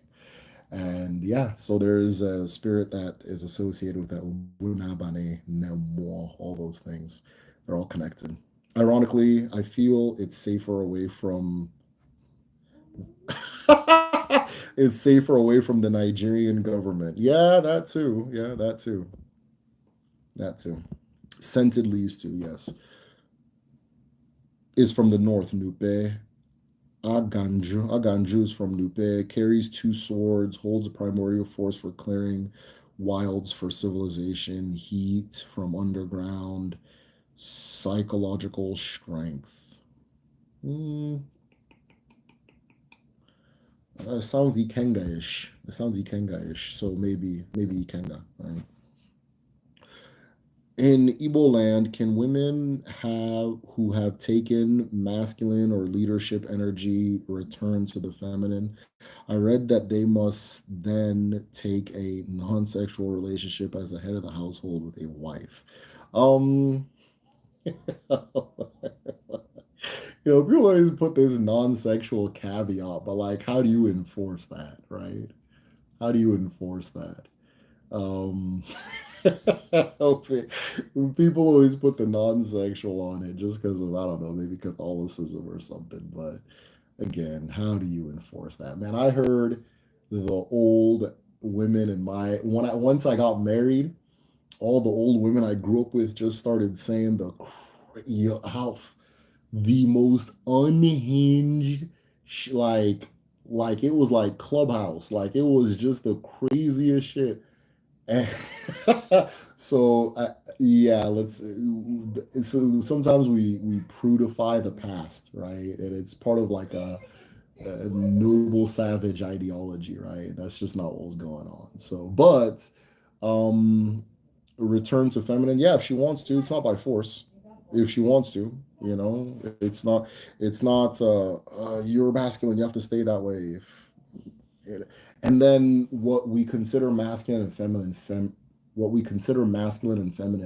differ in the cultures too, right? So the Igbo worldview compared to like the Western or American worldview, what is masculine and what's feminine, they differ, right? um Aggression is considered masculine in the West, but aggression is feminine in Igbo land, right? Peacemaking is masculine, right? So that kind of thing. There's just difference. I always found it interesting, differences. But yeah, anybody can, if she wants to be feminine. I mean, who's gonna? I mean, who told her? I mean, shit. Who? Nobody told her to be masculine. She was, you know what I mean. So now she's feminine. It's not. I'll do more. What are your thoughts on financial systems such as Pardna and Susu, Nigerian, being made illegal to prevent our economic unity within diaspora? Now you're talking about one of those topics that I love. Yes. So in Igbo culture, we have this thing called isusu. And what isusu is that it's usually done by women. So all of the women, okay, so if you're a woman in Igbo culture, and you get married, you join your husband's family, your husband's community, right? In your husband's family and community, your husband's gonna, or you're gonna have a place in the market, right? You have a place in the market that is yours. You have a place in the market that is yours. So long as you have that place in the market that is yours, you now become a part of the market union of that town. So all of the women organize themselves in the market union of that town, where you have a place in the market and then you're tied to it. And what happens is every moon you will all meet and you will put your dues together in one place. And then one member of that market union receives everybody's dues. The dues can, or a percentage of it. And then the next time it's somebody else's turn, the next time it's somebody else's turn, the next time it's somebody else's turn. Or it can be given percentage, and then the rest of it used as like a collective pot for like emergencies or celebrations. Somebody's daughter just had her first period. Okay, we're gonna have her coming out. We're all gonna pitch in money. Somebody just died. We're all gonna give to the funeral.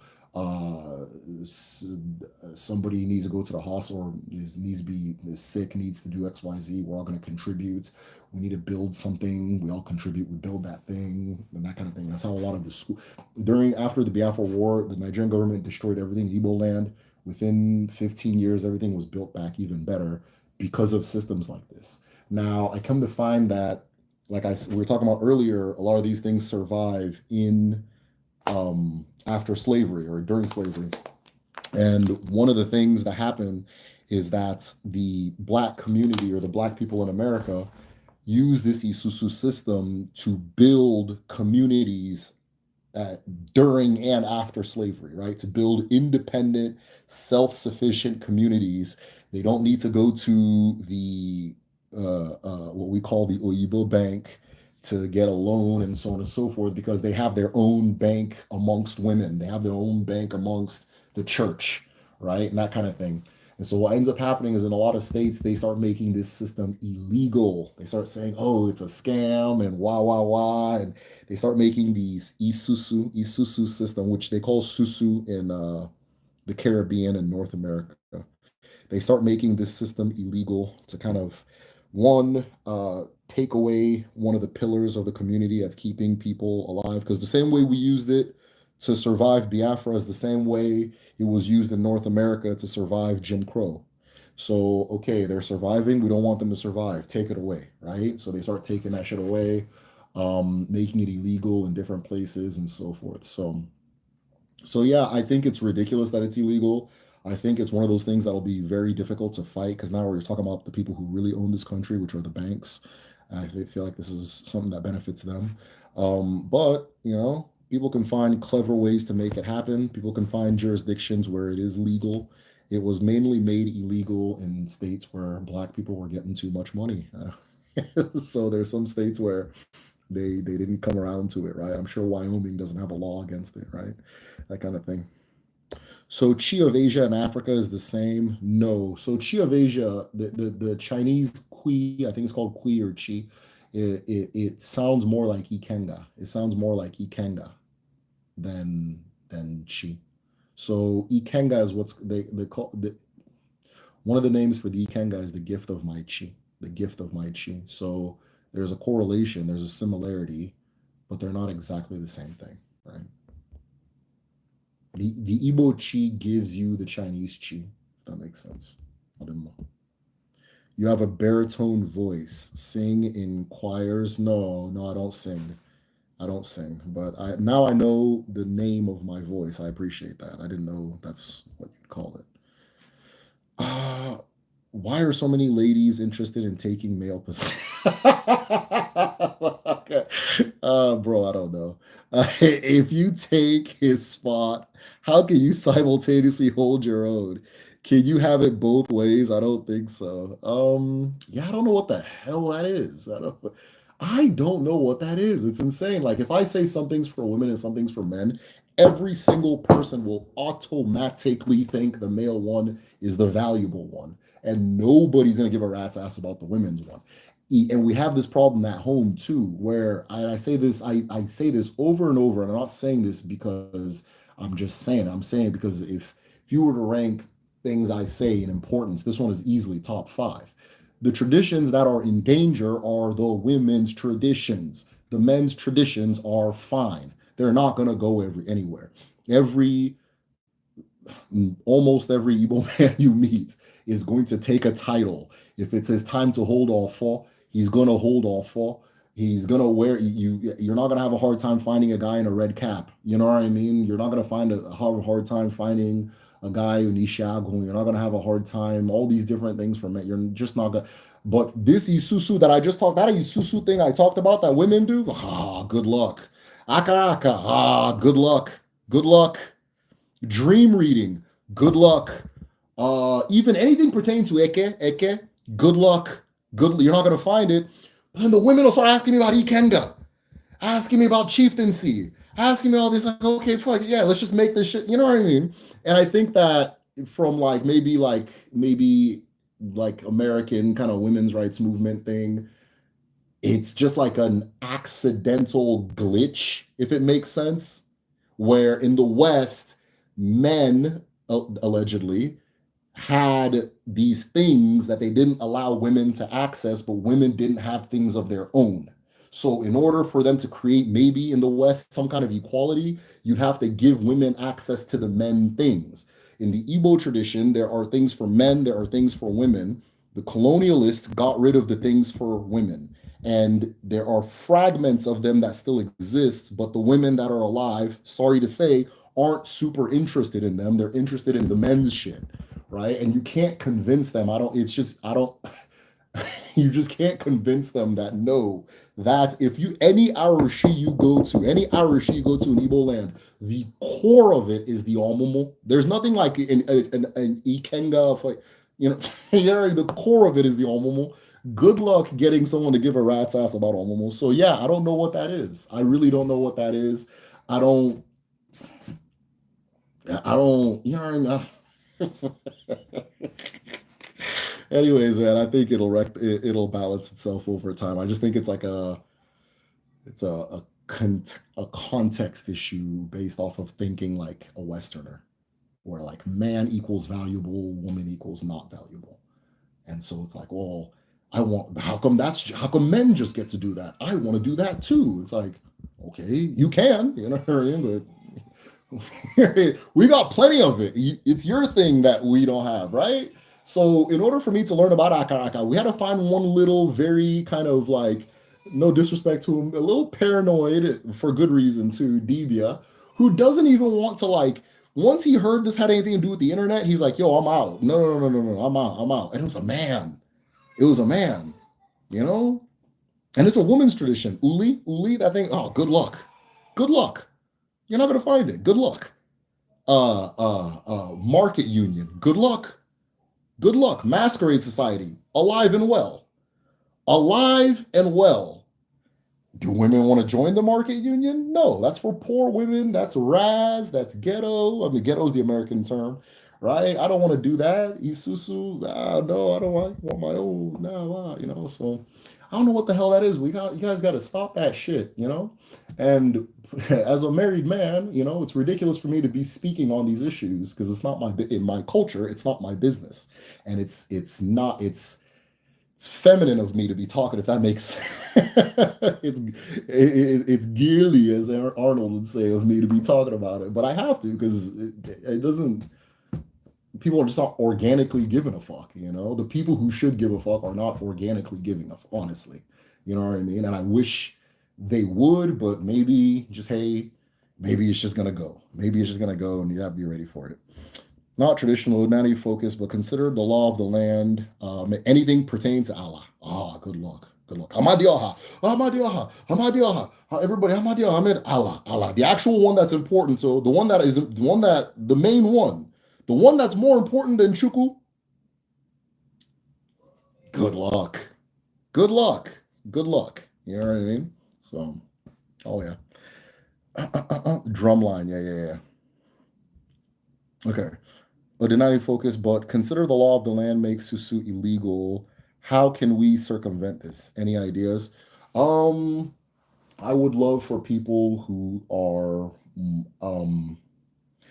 one of the issues with people who are dedicated to good and balance and justice is we tend to, because the apparatus of power, the system of power, the world itself is so clearly and overwhelmingly oriented against you, we tend to pull away from it, right? We don't engage it.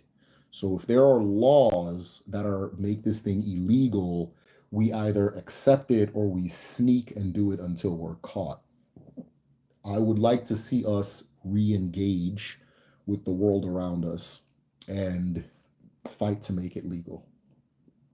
I'm in I'm in America right now. I'm in a world where $100 worth of groceries is not going to do it for you, right?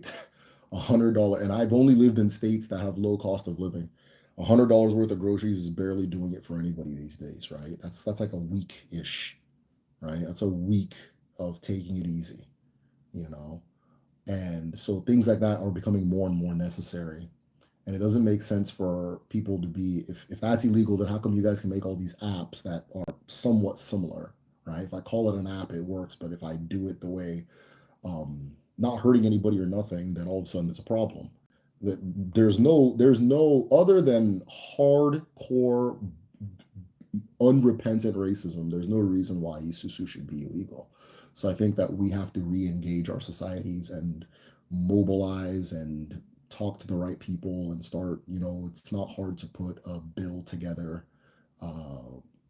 and get a representative to get behind it. It's something. It's realistic. Let me not say it's not hard. It takes effort, but it's realistic and it's not unheard of. It's just that the people who care, us, we tend to not engage the mechanisms of power. and the mechanisms of the world we're in, that we find ourselves in. And so those things don't get done, right? And so yeah, that's if I think if we live in a world where this thing is illegal, but one, it's our history, one, it's our culture, two, one, two, three, and then three, it's absolutely victimless, absolutely victimless. Then yeah, but one of the reasons that Chinese people still do it, I believe Jewish people still do it. A lot of people still do it, legal or not legal, but we tend to call the police on each other. And Chinese people, I don't like doing those grass is greener kind of things with cultures, but Chinese people just don't call the police on each other that as much as Americans do. And so we have no choice but to engage the legal apparatus of this country and try to get that situation changed. But since Chinese people don't call the police on each other that much, they can operate it and it'll be fine. So unless we can just stop snitching, right? But we won't, because somebody's going to be disgruntled or somebody's not going to cooperate. Then now we have to appeal to a higher authority. We don't have elders as a higher authority like the Chinese, or like we're supposed to, like we used to. We don't have elders as an authority. We don't really have like something like a church or something as an authority. So we're gonna have to go to them people. So I'll give them what do you think about the Igbo village in VA? I have never been. I have never been. I don't know too much about it. I don't know too much about it. Yeah, so I can't say too much. Have you heard of Oja piano, Oja songs on the rhythm? Yeah, yeah, they're bangers, right? Yeah, they're. I love them. Uh, I only know that one. You know that one, like the one everybody knows. That's the one I know. So it's good stuff. Is there a spiritual significance of midwives? Absolutely. A midwife is a dibia. A midwife is a dibia omomo, a dibia omomo. So a midwife goes beyond just like knowing how to deliver a child. You also understand omomo, the abara, the energy, and that whole thing, right? Working with omomo, working with arubinago, working with Allah. Some if necessary, working with Mary.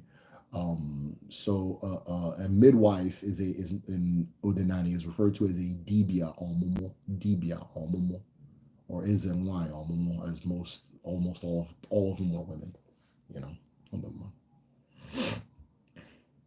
Can you react to Port Antonio, J. Cole's new drop? I don't do music reactions. My brothers do those, so you may want to hit them up. But is that the one where he's talking about like he's basically like he's too good to battle or something, like it's beneath him to get into battle even though he's been popping off his whole career. Yeah, I don't know. I feel like there's a level of theater to music reaction is an art form, right? It's an art. So I don't know if it's for me. Are Obanje exclusively evil beings all connected to waters? Obanje are not exclusively evil beings. No, they are not. At all. They do all share in common that they have an antisocial thing to them, right? They are individualistic. But they're not all evil. They are all individualistic, but they are not all evil. Okay. But they do cause a lot of pain and a lot of heartbreak often. Like they cause that often in the world. But I have a video called Obanje Explain. And in the video, I explain that if an Obanje more or less gets what it wants, then the person ends up living a very long life. They can, productive, good person in society, all that. So anything you can consider good can very much come from them. But the Obanje has to get what it wants. So if an Obanje comes into the world and it just wants to play music, if you can get out of its way and allow it to play music, then the whole world is going to benefit from it, right? If not, then you're gonna have some issues. There was this speaking of Obanje, there was this thing I was watching about Dennis Rodman. I think it was a short, right? Dennis Rodman behaves very Obanje-ish, right? Very, very, very, very Obanje-ish, right? And Michael Jordan and their coach understood that If Dennis wants to just get up and go to Vegas and, party and do that instead of practice, then you have to just let him. You understand? But that if you stop him from doing that, he won't be able to play basketball the way you need him to. So instead of having him practice, sometimes you're just, oh, I don't want to practice anymore. He'll get up and go to Vegas and start wilding out. You have to just, that's a part, that's just, you have to just understand that you let him do that. You let him do that. And when he comes, he'll come back on time. He doesn't need rest the way you guys need rest. He doesn't need sobriety the way you guys need sobriety. And he's gonna kill it, and then he's gonna go do what he wants to again. So that's a very good way of understanding Obanje. You have to let them do what they want to do. Oftentimes what they want to do is like things you can't help. Like I mean, this I'm chuckling a little bit, but it's tragic. If an Obanje is coming into the world to be attractive, and it sees that it's not, he'll just die, right? They'll kill the child, they'll kill the person. If they're coming into the world to be rich, wealthy, and pampered, and all that stuff, and they're seeing that they're not coming, and that's not going to happen, they'll take the child, they'll take themselves, and so yeah, in that sense, it becomes evil, right? But if its terms are agreed to, it can Obanje tend to excel at things. But most people, to be safe, just sever the connection between the child and the Obanje. Ademma. Can you remember the Ilu that speaks about what God can do for you, you can do for yourself? Nothing's coming to mind right now. I know when they say there's one that says that uh, "Mado chobe chia or fun where Mado chobo where or fun chia," which means a person who searches for their chi will find themselves. A person who finds themselves will find their chi, or searches for, yeah, just reverse, make it symmetrical. It's over here. Don't press the man. What would be an ilu? Oh, what would an ilu be? An ilu is, I'm sure somebody already answered, but an ilu is like a wise saying, a saying that your ancestors passed down through the line. So an ancestral saying, a proverb. Sometimes some ilu are riddles, just a saying, that kind of thing, and so forth. They usually use nature or spirit to reflect reality. So it's just a wise saying, an ilu. Ilu. There are a lot of Yoruba people who were stolen, Olukumi, and where the name Lukum, yeah, Santeria comes from. So it's prevalent. Yep, absolutely. Is there such a thing as a head Arushi in Odemone? No, no, there's not. I mean, people are going to pretend there is, but there's not. No, there is not. For like an individual, do you mean like in, I know in Orisha they have like, oh, you're like an Oshun, you're this. We don't have that as far as Odinade goes. You know, now some people rarely have a certain connection to certain Arushi for one reason or another, right? Um, Typically it was Sioux people, but it's not common for the average person, right? And that it doesn't make them your head. Your chi is your head, right? What do you give your ancestors for the day? I usually give them cola, oji. If I don't have cola, I give them water. Or like a little piece of what I'm eating if what I'm eating is respectable. So if what I'm eating is respectable, I'll give them a little bit of what I'm eating. But ancestors receive what they took in their real life, right? So some people's ancestors love cigarettes, some people's ancestors love wine, some people's ancestors love gin, some people's ancestors, that kind of thing. But yeah, I use water and cola, Audrey. If you have Igbo ancestors, you can never, ever, ever, ever, ever, ever go wrong with cola nuts. Where do you where can we get names of all the Arashi? Okay, that's such a good question. Um, I don't think it's possible to name all the Irish. And I know that's like an answer people don't like. That's a boring answer. But I don't think it's possible to name all of the Irish. You can get a name of a bunch of them, and then from those you can deduce the rest, right? But everything in nature is an Irish, if that makes sense. Or in Abara, I think what you're trying to say is Abara. So every force in nature is an Abara, right? And then within that Abara, there's more Abara, right? So for example, now the sky is Igwe, but Igwe has an Agon, right? Miri, Nemiri, but Nemiri has an Agon, right? So it's kind of, and then that Agon is in two pieces, right? A feminine and a masculine, right? So it's like it's a web. But some good general ones to know that because they're just what you're gonna encounter a lot. Anyanwu is the sun. Anyanwu is the sun. Igwe, sky. Igwe is also Amadioha, is also Ekwensu, is also Kamalu, is also I think Kalu and Kamalu is the same thing, but Kalu. Who else? Who else? Who else? Who else? Who else? That's Igwe. After Igwe, not after Igwe, then there's Allah, right? Now Allah has her parts. Arubinagon is the consciousness of Allah, is the consciousness of Allah. So there's Allah, there's Arubinagon, there's Nemo, which we spoke about earlier, or Obunabale. There is, I'm trying to think of some that more. There's just Agun in general. There's Udide or Kanka, or just Udide, the cosmic spider, which, funny enough, I didn't even know this, but one of my patrons actually taught me that it's actually Agun, right? Udide is actually Agun. I'm just listing Abara, by the way. So I'm trying to think of some other ones. Here's why you can't name them all.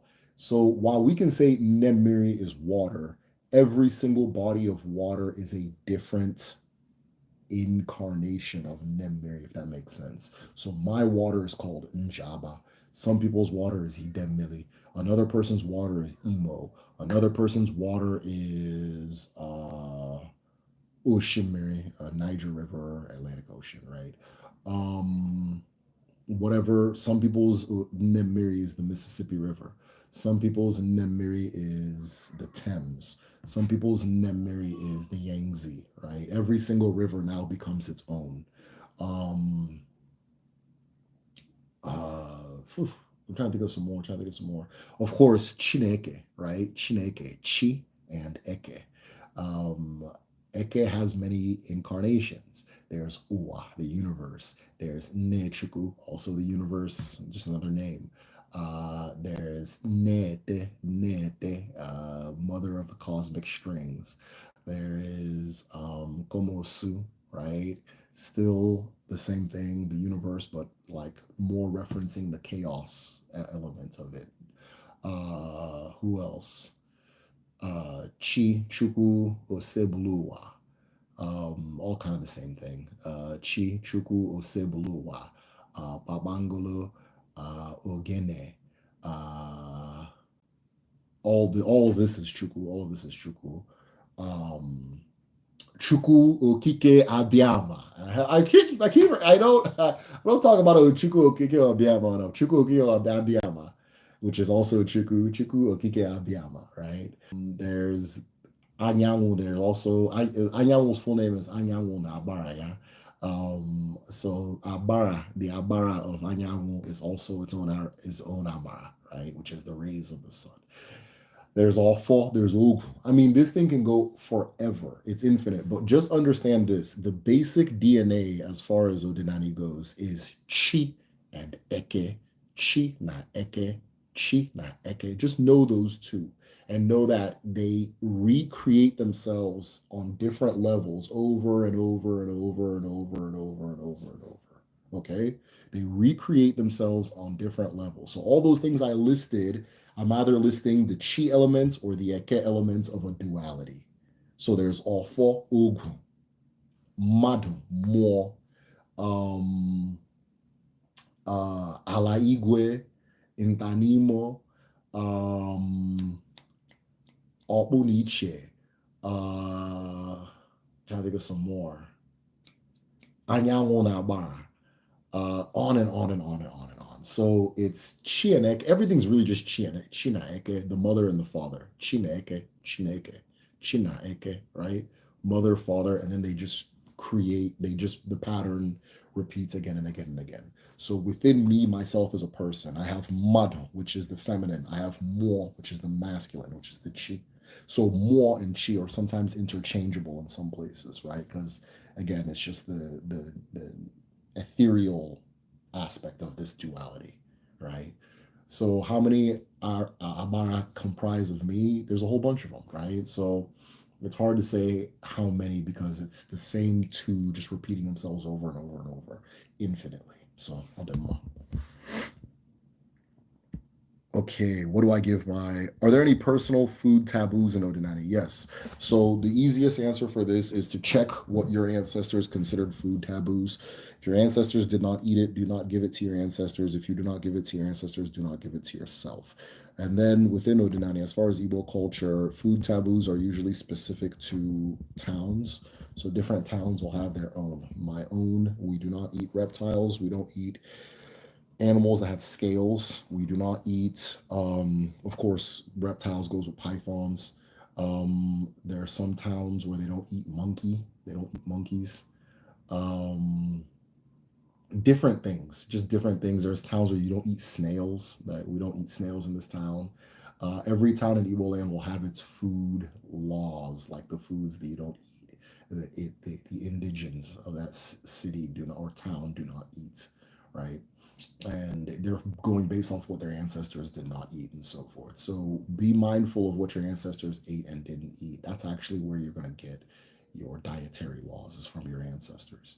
And this goes for everybody, Black Americans, you always like to tell me this thing, you don't have, oh, we don't know our history. You know your history very damn well. You know your history is very well understood. It's more understood than most people on earth. You know it very well. Ask your damn grandparents. Ask them what they don't eat. They will tell you. You understand, right? I'm tired of hearing people that like, oh, they don't know that. Yes, you do. Yes, you do. You do. You know it very well. It's very well known. It's a very significant, profound history. There's nothing anybody else's history has that yours doesn't have. Ask your grandparents. They'll tell you. So I'll do more. Mm. Does your shadow have spiritual significance? Yes. Um, but I only understand its spiritual significance as far as like metaphor. So there is a part of your moi, or I guess this is a metaphor. There's a part of your moi that casts your shadow, which is your second layer, the olili, right? That is your shadow self, but it's your non-sentient shadow. It is your non-sentient shadow. It is the part of you that sends the light or whatever energy you send into the world. It sends it back into you, right? That is part of your moi is the reason DBS that have some damn sense do not engage in the harming of other people because they know that it's going to also come back to them, right? The second part of your moi, this is the part that looks at you, right? And that looking at you process, the process of looking back into you is what makes you exist. Two things must witness each other for one thing to exist. So that Olili, that shadow, is what that second layer. There's also the sixth layer of moi, which is also a shadow, but it's a sentient shadow. So this shadow can think and operate independently, and it can send things into you that maybe you don't want to hear, right? So when a lot of people do what we call shadow work in a lot of spiritual practices, these are the two spaces of moi you're looking at. You're looking at what you feed yourself, what you send back into yourself as a shadow of what you sent into the world, but you're also looking at that you within you that speaks to you and informs you of who you are and what things are and so on and so forth. And yeah, so that's that. Yeah, that's that. Oh, never mind. So yeah, okay, Shadow, we're gonna answer that. Thank you for your talk about the ancestors and how you feed them and bring them something. Odemma, Jashika. Where can we buy Arashi carvings here in America? I don't think there's anywhere in America. I'm trying to secure a system where I'm making it available. But it's just such a hard thing to secure and make happen remotely. But I'm actually working on making them available for those people who are interested. Um, yeah, so, but you can also check and see if anybody in Nigeria sells them and things like that. But I doubt it. And if they do, I mean, that's good. That's good. It reminds me of a scene from Rings of Power where the stranger had to find their staff. Or, yep, exactly. Yeah, yeah. All these things manifest in popular culture all the time. That's why I use like my last video. I talked about the Truman Show, right? Because I saw that movie. I just saw exactly what I was talking about as far as ritual goes in that movie. I saw that what was holding him was more or less an allegory for a spell, a ritual spell, a spiritual dome that's put over a person that creates a reality for them by way so you can control and extract them, right? So, but yeah, you see this all the time in pop culture. What's his name? What's this English story? Arthur, King Arthur, where he pulls the sword from the stone. That's awful. That's about awful. That's what the story is about, right? That only one person can pull this. This is his divine mandates to pull. And once he pulls this, he becomes the damn king or whatever. Right? Can you talk about the different types of devias and is and why? And not, let me drink this water first. So, yeah.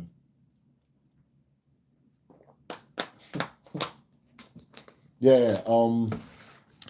Different types of devias and is and why. So just like the Western medical practice, devias, as you grow as a devia, you become more and more specific in what you do because everybody's gift, the gift of being a devia is it's a general idea, but ultimately everybody's practice of being a devia will differ from the next person because there's a very specific type of healing that you bring into the world with the general one. So as you get further into your practice, you become more specialized just by nature, also by way of reputation, which is kind of the same thing. People, oh, this person, when they do Afad, what they say is really what happens, right? This one over here, I mean, yeah, he's good with ulcers, but when he don't know nothing about Afad, that kind of thing, right? So different types of DBOs. There's DBO Momo midwives that specialize in like birthing, anything with pregnancy and birthing. There's Dibia Morogo, which is the Dibia we all know, the herbalist, right? Dibia, some of the more interesting ones that like I guess you wouldn't be aware of unless maybe you are just in the culture or know my videos and shit would be like Debia Mall, Masquerade Debias. Masquerade Debias. There's this really good Masquerade Debia who uses his masks and masquerades to heal people of like psychological things.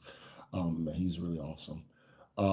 There's Dibia Obanje, ones that specialize specifically on this Obanje thing, problems pertaining to Obanje.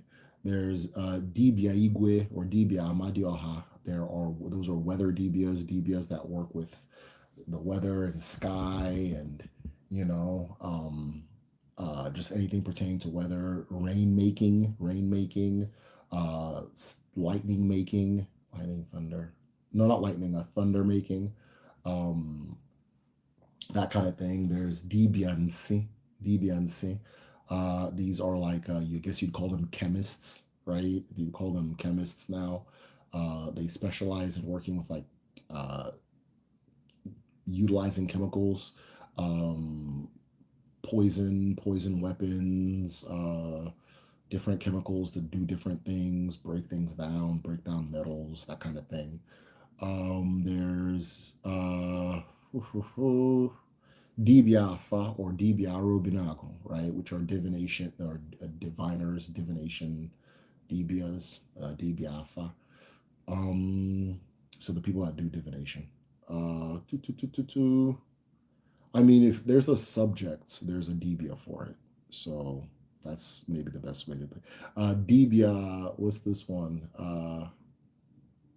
Debia, Debia, which are bone Debias that heal broken bones, specialize in broken bones. I have an uncle who does this, but he won't call himself a Debia, but He's a bone setter, as they call them now, um, which is funny as hell because when we were little, he used to play with us by like holding us by the head and just kind of and I would be just dangling, which looking back at it, he was like hanging us. But so it's funny that that guy, it's funny that uncle of mine ended up being a bone setter. But yeah, he's a bone setter, and I guess he's very good at it in Lagos. He's very well known. So yeah, I got him. Is if question if it's in the astral realm, unintentional dreaming, is it cheating?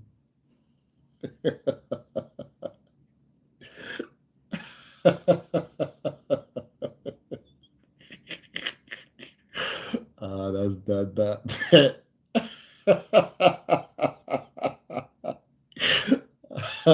Hey, this is called Ask Me Almost Anything for a reason. I'm just gonna skip that question.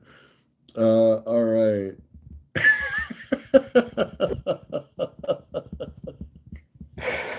Oh shit. If you get on the mare, you gotta ride her, George Bell. Clubhouse was a moment. Man, Clubhouse was the feds, but that's a whole different thing. But yeah, Clubhouse was a moment, you know. It was a headache. Do I have freedom of speech here? Of course. Yeah, of course. Hold on a second. How do you spell the other name Obunabale? Or okay, for Nemo. Um Nnemmuo. Nnemmuo. Nemo. I'm interested and want to do research. Obviously, not fluent in Igbo in any way.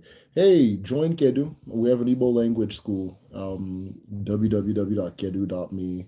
You will learn Igbo there. We are, without question, the most effective Igbo language program in the world. Really kick ass. So, I think it's spelled Nemo. And, you know, the person who answered your question may or may not be a student. Like, but spelt it perfectly. Which American went all the way to Nigeria to convince them to make Isusu illegal? No, no, no, no. Isusu is legal in Nigeria, to my knowledge. If it's not legal, I mean, the laws don't really matter in Nigeria. But it's illegal in America. Isusu is illegal in America in several states, not all. Several states, Isusu is illegal. But there was a case, I want to say it was in New York or New Jersey, correct me if I'm wrong, but somebody was arrested for doing like sacrificing a chicken, and they were able to win the case because it was a part of their culture and their religion. And so if Isusu Isuzu can be challenged on those grounds because Isuzu was primarily made illegal during Jim Crow, mainly because they were tired of black people having money. Okay, all right. I'd love I'd love to see a discussion between you and Akwe KMS. Yeah, that'd be dope. If you know her, hook it up. Yeah, if you know her, hook it up. I think that'd be a really cool discussion. I haven't seen. I think there was a time she was more active on social media, unless I'm just not in her MCU, as my brother calls it. If I'm not in her MC, her algorithm anymore, or she's not in my algorithm anymore. But there was a time I'd see a lot more from her, and I haven't seen a lot lately. So I don't know if she's like working on a book or what. But yeah, if you can make the conversation happen, I mean, maybe I'm throwing ideas out there. If you guys know cool people I can talk to, hook it up. I'm not a networker by any means. We can still throw rent parties. They can't stop us. Yeah. You say, hey, Akachi Lamb, wise man, long time. If your agon is that of Adibia, what are some of the ways you can make peace with it? Greetings, brother. Greetings, one day. Ways to make peace with your agon.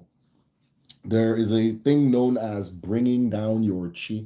In at home, people use the term chiwa, and then for short chi to say agon, so it gets confusing if you don't understand that. But there's a thing called bringing down your chi, where you very literally have dinner with your agon, right? You make a sacrifice, and then you bring down your chi, or you're talking to your agon.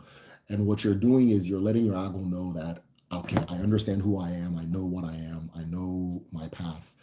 I'm speaking to you for you to guide me, to give me answers, to let me know XYZ. As you see me, my hands are clean, my heart is clean, my mind is clean, my face is clean, my feet are clean. I'm walking on the path that my chi created for me to walk. I am not taking what does not belong to me. I am not using my gifts against others. I am not wishing evil against people. Um, and so forth. So just you're doing what's known as ego awful, right? I have Akachi. I think I believe you're still on Patreon. So if you're on Patreon, I have a guide on how to do this on in the folder. Message me. I'll give you the link. Otherwise, it's in the recommended folder. It's called Ego or Fall by the Medicine Shell. Ego or Fall by the Medicine Shell. Oh, hold up. Yeah. So if you go to Ego or Fall, it tells you how to do that particular thing. So you do Ego or Fall, and then you talk to your algo and you say, "Hey, this is who I am. I know who I am now. I need you to guide me," and so forth. And then what you do as a person is you do, as you said in the Ego or Fall, you keep your hands clean, you keep your feet clean, keep your mind, your spirit clean, that kind of thing. The algo of a dibia does not go anywhere to desecrate itself. It's not going to follow you and touch something dirty spiritually, right? So let it know, hey, I'm ready to work. Let's talk. That's one way, and then the DBI initiation is another. So for our traditional medicine class, there are 8 rituals that a person does. So 7 or 8. I think about 8 rituals that a person is recommended to do before they become a dibia in the Igbo sense. And so, just off the top of my head, there's Udochi, there's Mirinne, there's Mirinne, Mirinna, or Miri Umarenne, Miri Ubinna. There is one for the land, your on your maternal and paternal.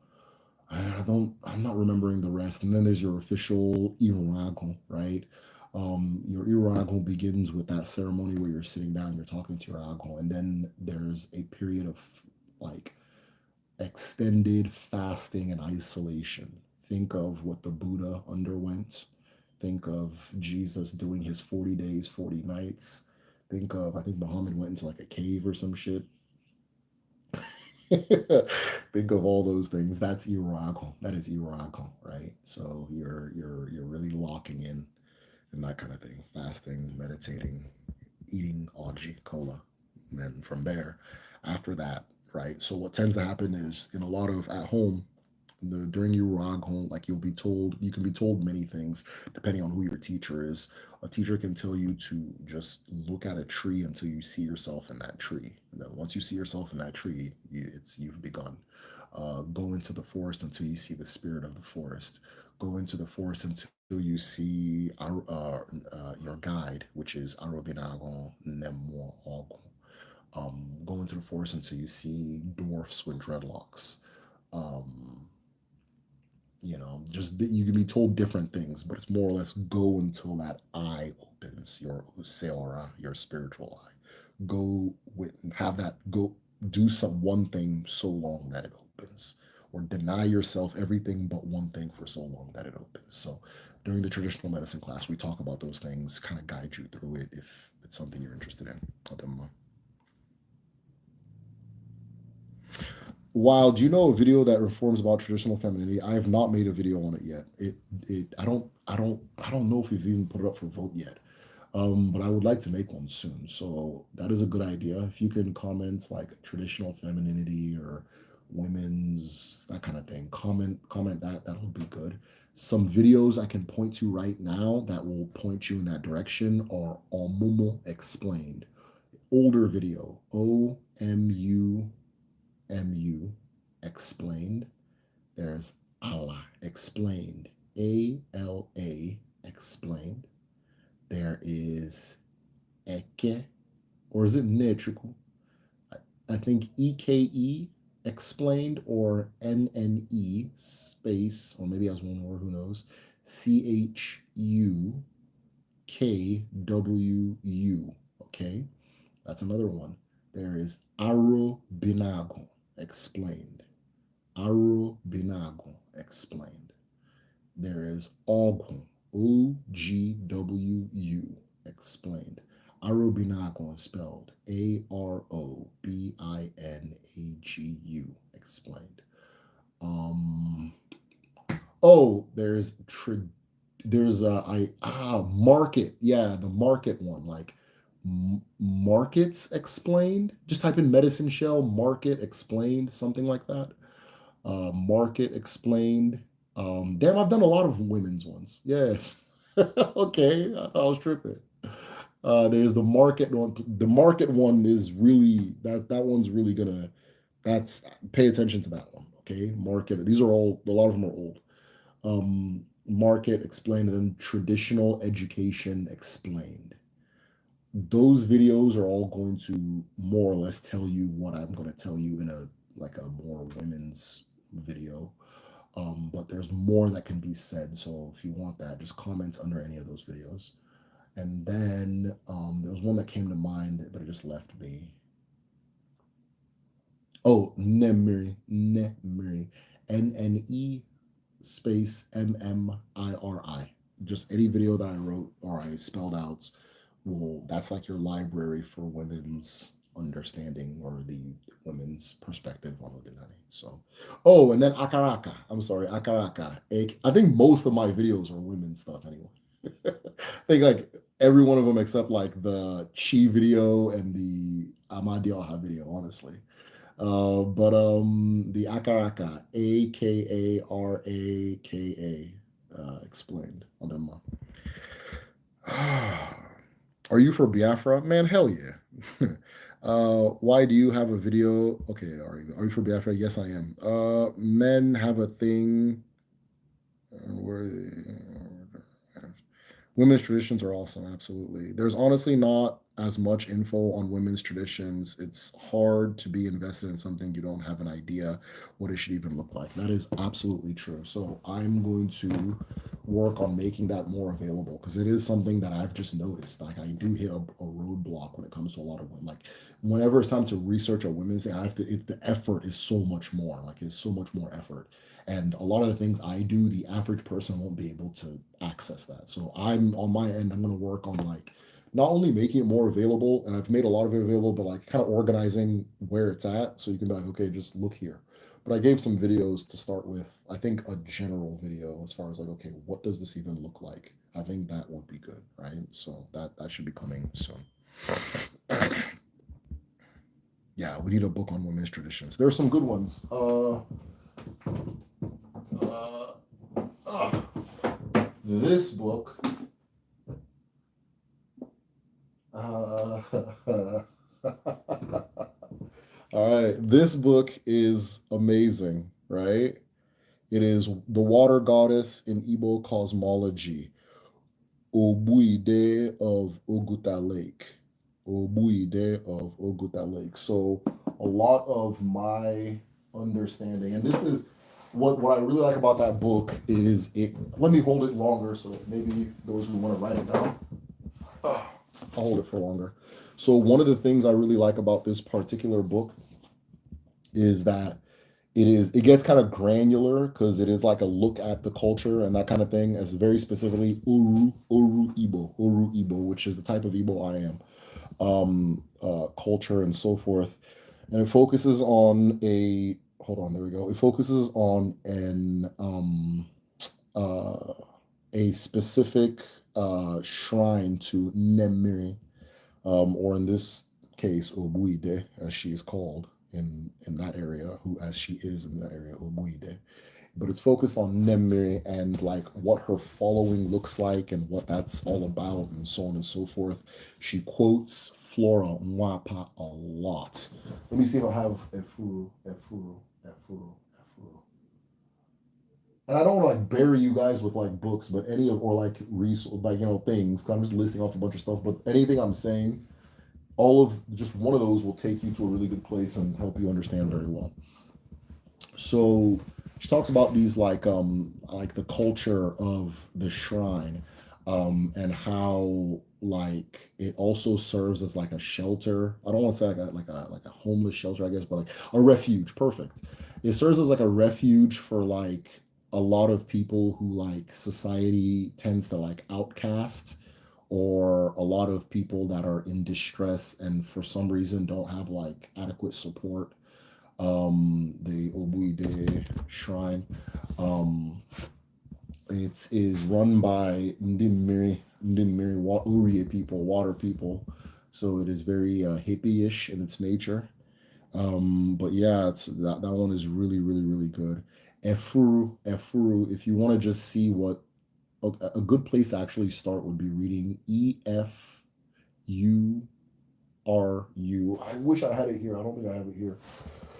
But Efuru is a very easy read. It's fiction, and it's a story about a woman, just a woman living like in the colonial era. But there's no real like there's it's not like there's I don't know like colonialism was really hands off in Nigeria. So it's not about that. It's just that's the time, right? The only real like things you see is that they get one guy in the book who she like starts falling for because he's handsome, and but he's like super into the church and he starts saying a bunch of weird shit. He's really like got a supremacist thing to him. She and then like the Spanish flu was around like after the Spanish flu broke out, and how people were saying that's all these Igbo people that keep coming to this country that gave everybody the flu.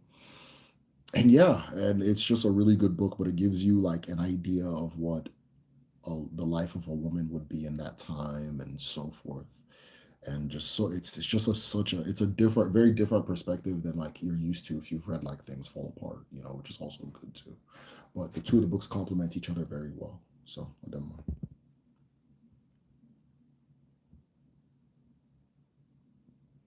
It's that chip. Yeah, man. They put that chip in them. It activate. It only takes a little bit, man. It only takes a little bit. Does your Debia know about lost feminine practice and women's traditions? That's not his expertise. He's a young man, so that's not his expertise. No. He'll know they're not lost. They're not lost. They're just not popular. You know what I mean? They're just not popular. Like, but they're not lost. They still exist.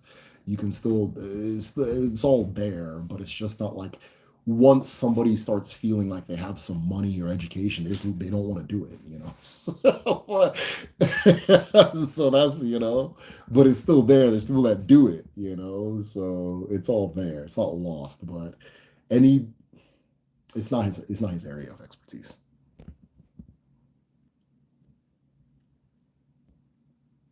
It's great that women control the market. So the market is global in this day and age. Yes, absolutely. Yeah. Or whatever transmit. Man, Obulu Mudo. Hey, let my boy Obulu spit now. let Ubulu talk now. Ubulu's a talker. Udochi's not playing today. Whatever transmutation method permissible forces. I've been wondering why there's such a huge literary tradition among Black women in America. Growing up in America on both sides, my family wrote and recorded info. Is this similar in Igbo land? There is some type of. So I've been writing a fiction book. I can't even talk. I've been writing a fiction book, and it's become very obvious to me that that is very much a woman's world, right? And it's not something you're told going in. So I started just because I don't read books. I don't read fiction. I don't read like story books. I read like info books. Um, and so I didn't know what that looked like. I didn't even know if like the way I was structuring the paragraphs was like if that shit was conventional, like did it make sense, that kind of thing. And so I wanted to like understand that world and that medium. I got into like booktube. I started getting, and then it's pretty obvious that it's a woman's world, and women write and read seem to, I think actually statistically, they write and read more than men. Um, I mean, maybe I'm wrong. I don't know, but yeah, it's not that's not uncommon. Historically, in Igbo land, fiction stories were told by women. Men did not tell fiction stories. It wasn't like the police was going to come get you if you did, but it was seen as like a feminine thing to do, is telling fictional stories, right? Akoko ifo. If a man has a title, he can't lie. And so he literally can't tell folk tales or those types of things, which is why a lot of our folk tales are disappearing. But yeah, so storytelling, all those things were typically done by people's mothers or the elder women and that kind of thing. They were the ones telling those stories. But again, it's not like against the law for a man to, he can do it. It's not that big a deal, but it was the women that did it. And a lot of titled men don't do it. So like you see this in the book Things Fall Apart, where Okonkwo comes home. I think the scene is that he's coming home and there's this, he has a son who's basically like his Bobby Hill. Like he's worried that his kid's, that boy ain't right, that he's being feminine, and he comes home and he sees that the kid is like listening to folk tales and like enjoying it, and then he kind of chastises the kid for it, like, why are you here listening to these women's stories, yeah, kind of thing. So that was one of the ways that was illustrated in that story. But the storytelling tradition was very much a woman's world back home, um, and you see that in the West as well. Like once you like try to like enter the literary world, it's just like this is very much a woman's world, that kind of thing. So that's amazing. Obanje, cool. Obanje sounds like shallow. It sounds shallow as hell. Imagine killing yourself for. Yeah, that's how they are. That's how. Some Obanje are very, very, very, very shallow. Some Obanje, they just, they want to be rich. Some of them, they just want to eat candy. Some of them, they just want to be prostitutes. Some of them, they just want to play music. So it's just some of them just want to maybe like, I don't know, go to the river and swim. Some of them just want to play flutes. I guess that's music too. Yeah, they were just very specific. It's like a childish spirit. So like it's like a spirit that dies as a child, right? Or that like stops its development as a child, and then it wants to return for childish things. Or like, oh man, you know what I mean? Like it just wants to come back and play tablet. It wants to come back and play Nintendo. It wants to come back and watch uh, Coco Melon, right? So you get this adult with this spirit, and for some, they're in deep 50s watching the hell out of Coco Melon. And if you turn off Coco Melon, they might that might be it. They want to go. Some Obanje just want to wear jewelry, that kind of thing. Chinese people do the susu thing. It's called hui. The technical term is rotating savings and credit association. If you look into Wikipedia, it's basically the whole world does it. Exactly. Yeah, the whole world does it. Any advice for if an African comes at me sideways saying because I'm African American, keep my about Africa and stay away from anything African? I usually ignore them. I just get a better circle. I don't know. It's kind of a weird thing for someone to tell another person. Interesting. I didn't know that. Yeah. So the place you were born near, the spirits over the water source would walk with you.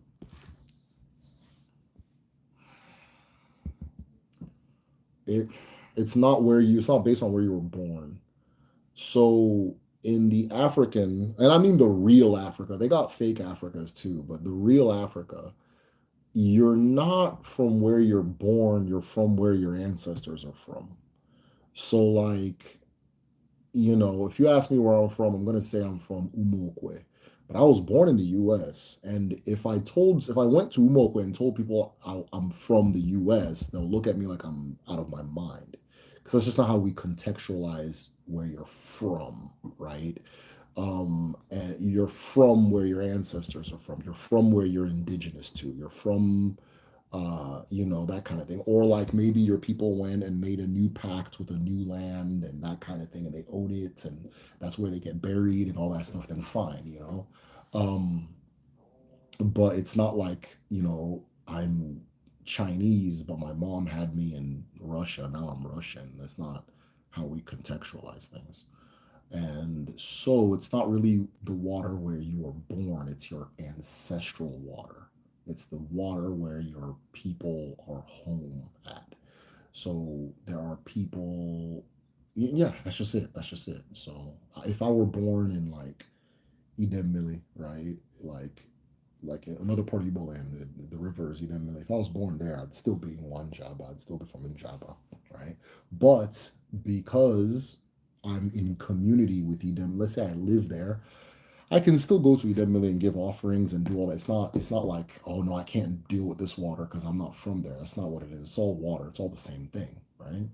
But the way we see it, there's a parcel of the earth that you're from. You know what I mean? That you're from. It's not like based on where you were born, right? It's not based on where you were born.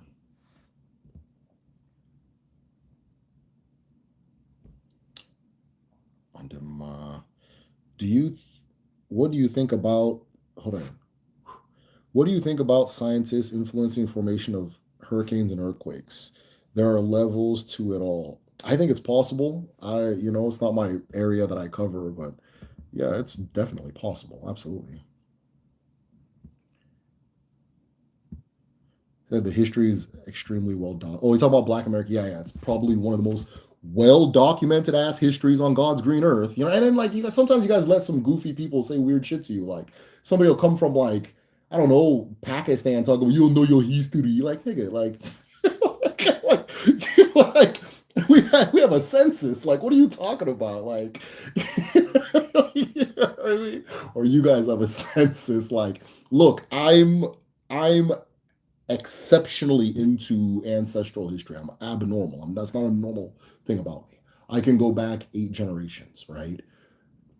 Most Black Americans can go back about 4, and everybody else goes back 2. I don't like everybody in the world goes back 2. Everybody, forget what they like. I know my history. Okay, tell me your great great great great grandmother's name. But if you're Black American, you can find that. It's super well documented. People will tell me they don't know the history, and then it'll be like, oh, oh yeah, my cousin's Jack Johnson.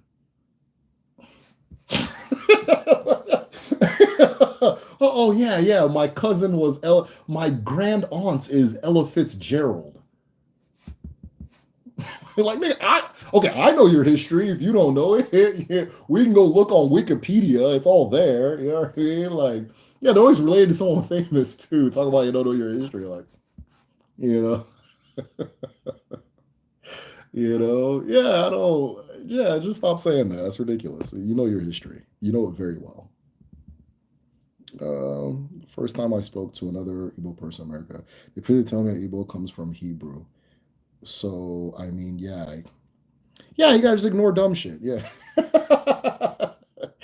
Unk, have you ever thought about getting a BBL? No, no, I've never thought about that. So basically, DBs are cool as fuck. Yeah, pretty much. Yeah, yeah, pretty much. From what I've seen, I'm a student. Kid, is great. Okay, I'll do my cool. I didn't want to put your business out there. Oh, Nari. Hey, no. Is aqua is aquaite cloth clothing a metaphor for aquaite? Yes, it is. And I'm a proud owner. Hold on, y'all. I gotta flex. I am a proud owner of my very own aquete. Voila. Okay. Throw it over. I am a proud owner of my own aquete. Check that out. Yeah. So this is hand woven by a guild of women who passed this tradition down generationally. I'm just gonna wear it for the rest of the life because I am feeling like flexing on everybody. So yeah, I got my own aquete now. This might be a part of the official attire, by the way. Um, Thinking maybe the biblical flood allegory for Ugazi, rebirth cleansing thoughts. That makes sense. Yeah, that makes sense. I would say most of the Bible takes place between the transition from Ugamu to Ugazi, and most of it is Ugazi. Like almost all of it is Ugazi. I think maybe but I don't know the Bible that well. Do you think that since, do you think Adam and Eve story sounds very like going from Ogaka to Ogachi though. Ogaka to Ogachi. So yeah. There's obviously time skips in the Bible though. Do you think since there's two all fall, mobile, static, one of them is able to be used by women, or since all fall? Okay, so women can use all fall. It's just the all fall that the family all fall goes to the husband. That's when people say that. So most of the all fall in Igbo land are family all fall. So when they say that, that's what they're talking about. But everybody can have their own all fall, their own personal. Everybody has their own personal all fall, and then within a household it's the husband. And then like if the woman has some kind of craft, like let's say she's an is and why, she'll have an all fall for that, right? Let's say she has some kind of title in the community, she has an all fall for that. So when people say all fall women, all that stuff, it's the family all fall that goes to the husband. That's what it is. So I'll never mind. Yes, Efuru Flora Mapa, thank you so much. Efuru will give you a good look into like what the contextualizing the world for women and that kind of thing. What is the role of the poet in answer? Wow. So Shanita, I don't know if you know, but if you're on Patreon, there's a poetry folder, I think. But there's a really good document on a poet's the idea of a poet being a dibia. And it's a really good document on that. So if you don't know where to find that, remind me if you're interested and I'll find it for you. But you have to type it. I'm not gonna remember after this. But yeah, the role of the poet. So there's of course different styles of poetry, but my favorite is Mbem. And Mbem is how masquerades talk. It is also like if you're doing like Igor 4 or if you're talking to your ancestors, it is ideally how you're supposed to talk. Like you're supposed to sing it. You're supposed to sing it.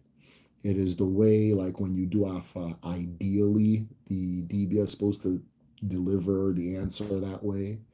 It is the Ulu Mo, the voice of spirit, the voice of Mo Mbem, and it's like a very vibraty kind of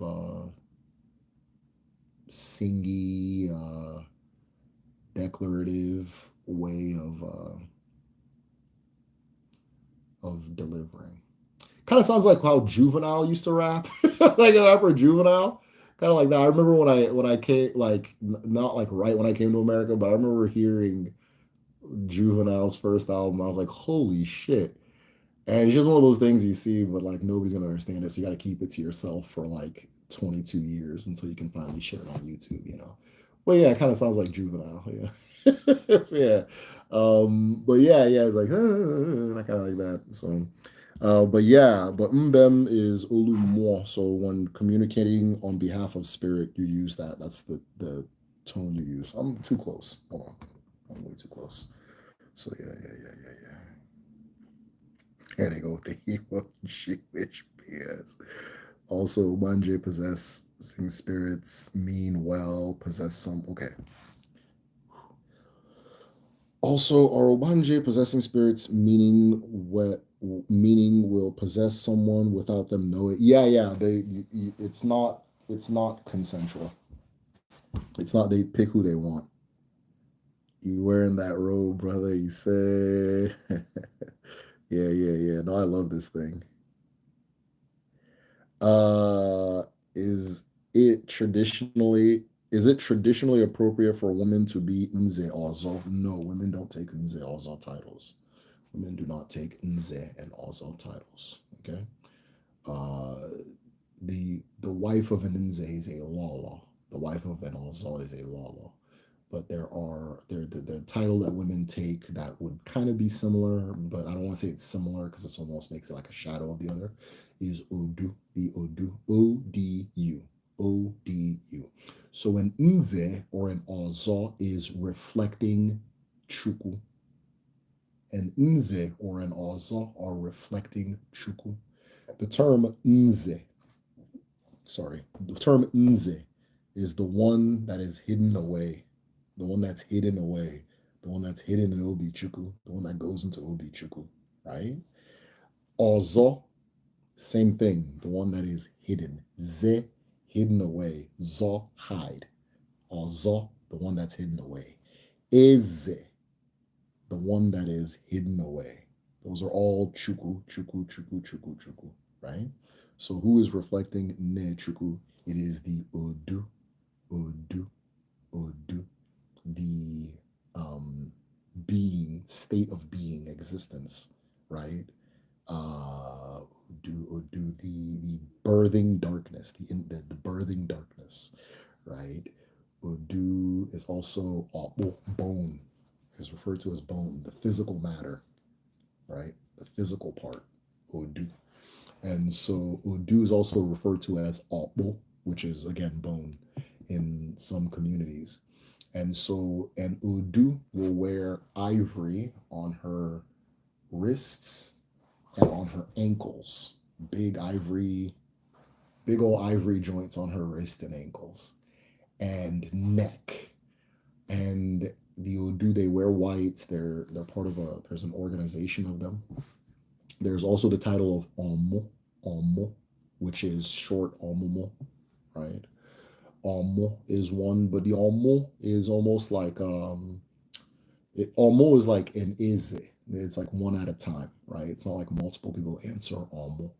So the Omo is the apex leader of the women in the community.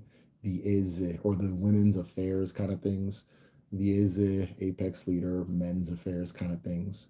And it's not like a don't on Omo. People always say like queen, mother, queen. Ain't got nothing to do no damn queen. You know, this law is closer to queen than Omo. Ain't no damn queen, right? So, for example, now if an Ize is coming into the market in a community that has an Omo, the Ize has to enter the market backwards, right? The Omo going to the Ize's palace, she enters backwards.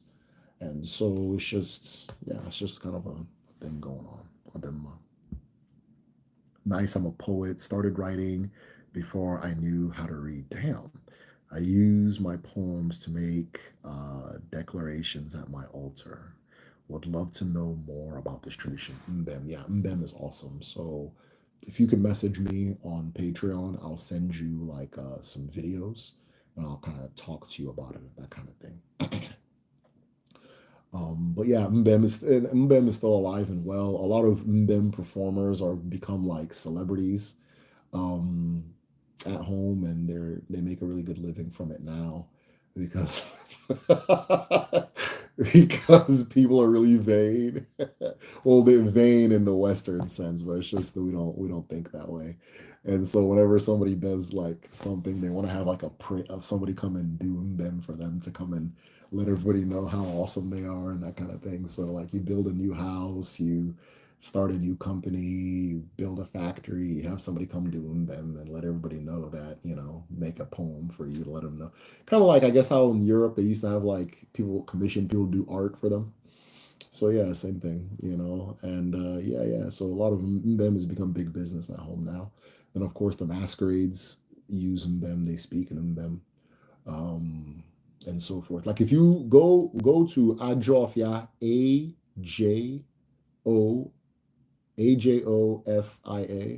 Ajofia Newi, Nnewi, and that is a very beautiful example of it, um, of how it's delivered. But that's how our ancestors used to talk, right? That's how our ancestors used to talk. And that's why a lot of West African languages, they call it tonal, but really you sing it. They're sung. You sing them, right? You sing them, and there's a rhythm to them. So if I were to be speaking in the Igbo rhythm, it would sound something like this, that kind of thing. I wouldn't just say it anyhow, that kind of thing.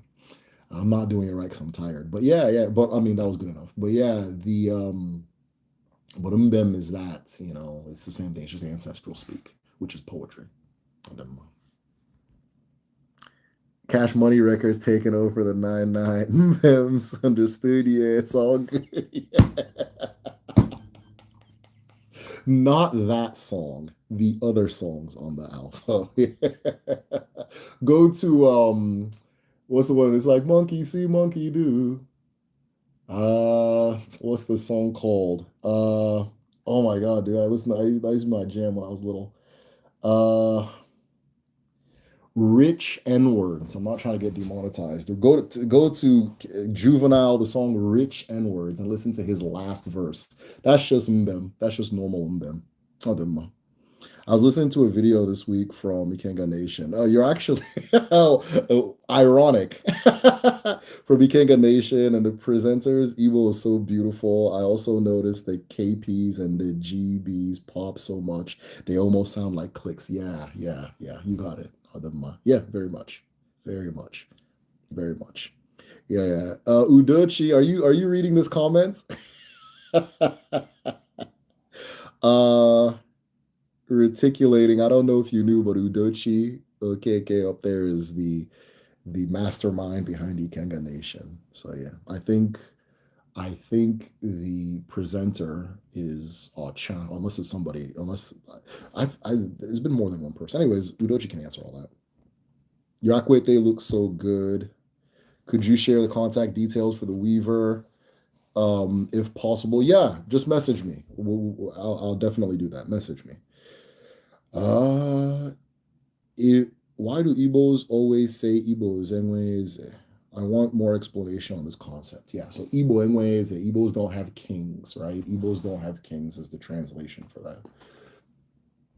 Igbo society is democratic. It's more like republic, democratic republic, right? Where everything is done by vote, everything is done by consensus. So the way we used to govern ourselves traditionally is that, excuse me,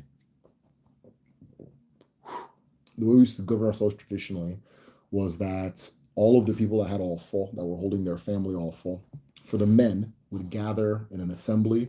All of the women, the wives, and there's one for wives and there's one for like the daughters of the land, Umwada and Indinyam. They would gather in two assemblies, and then the men in the community would gather in an assembly, and they would vote on issues. Oftentimes, one issue would fall more in the hands of one group over another. Sometimes it would be both that voted, but most of the time there was like it would just delineate. And then there's age grade groups, right? So if we are born within the same 4 years, we're kind of in the same age grade group. And so we kind of govern ourselves within there by voting and things like that. So there's a bunch of governments kind of moving at the same time, autonomous from each other, but integrated with each other in a way, right? So like with age grade groups, for example, now if let's say like for some reason our generation everybody starts, I don't know, huffing paint, right? Which they don't do at home. But let's say and we within our age grade group, because it's a generational issue, we decide, hey, we're going to make a law amongst ourselves that nobody in this age grade can huff paint. And then we can go to an Irishi and swear on that Irishi to enforce that law, or swear on an awful to enforce that law, or take it to the elders so that they can make it official and that kind of thing, or make it official amongst each other. But that kind of thing, right? So there's a bunch of different things governing themselves, but there's no like king or person that's like can tell everybody what to do, if that makes sense. So throughout Igbo history, things are usually done by the leader is chosen by consensus. The leader is chosen by consensus. So they use the phrase Igbo and when is it because just to kind of emphasize that. It's also a way of saying that you cannot tell an Igbo man what to do. The Igbo man's going to listen to his chi, is going to listen to his chi.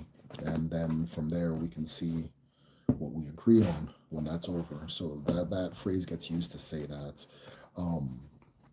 Whereas a lot of our neighbors, they have like monarchies. There's like the Bini people, they have like a monarchy. There is a title in Igbo land, but it's closer to like a priest. It's closer to a priest than a king. And the Ize can't really like tell anyone what to do in a community that they don't agree with. Everybody has to agree to that kind of thing. But the Ize is like a priest that does all the rites for the community throughout the year and that kind of thing, so that everybody can go do what they want to do. Yeah, yeah. It's such a good resource. Yeah.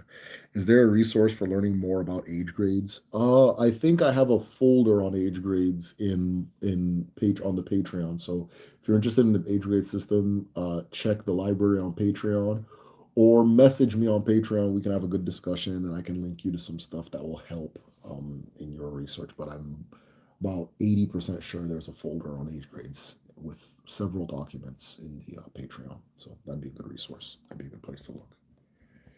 All right, where are we at? I think I'm gonna wear this more during that. It's gonna be the I like this. Yeah.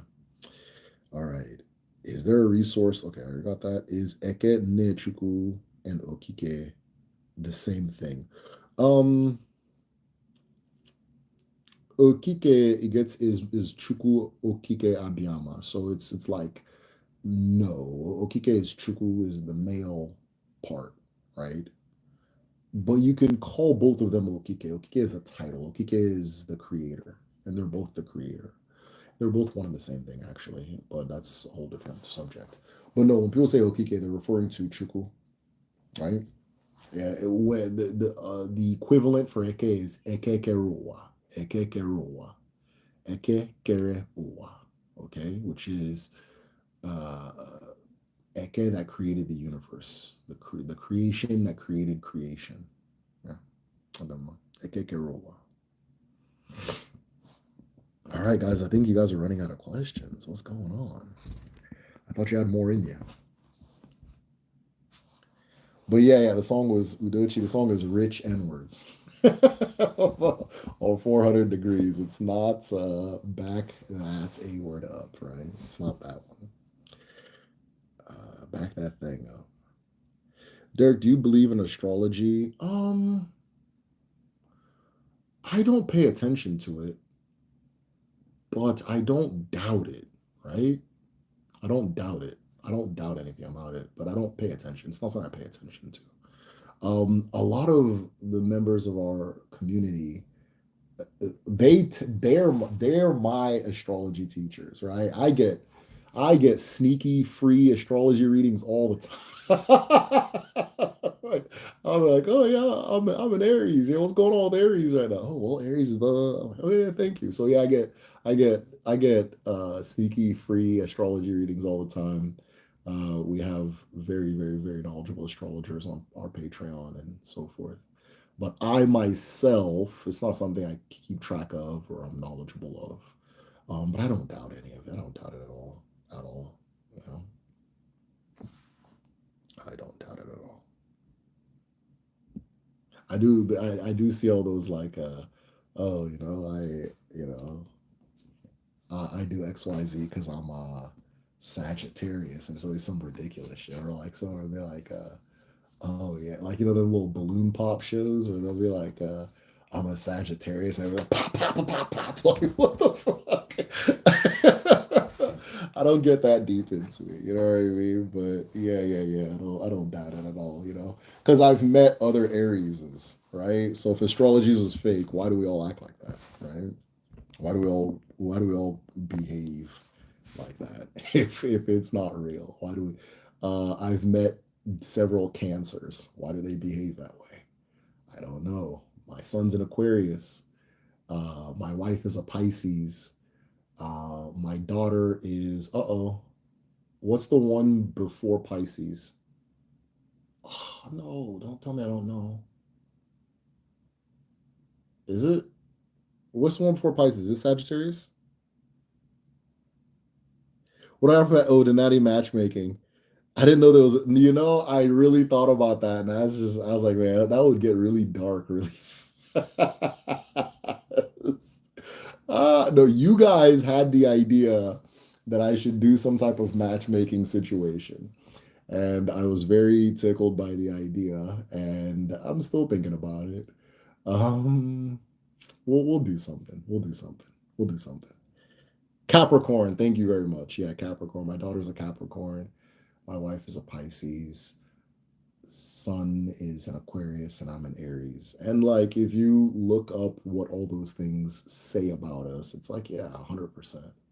100%, My brother's a Cancer, just spot on, that kind of thing. If the market days were a season, which one would each be? Oh, like the season. Okay. Damn, good question. Okay. This is just me speculating. This is not like written down somewhere or concrete. This is just me having fun. Ah,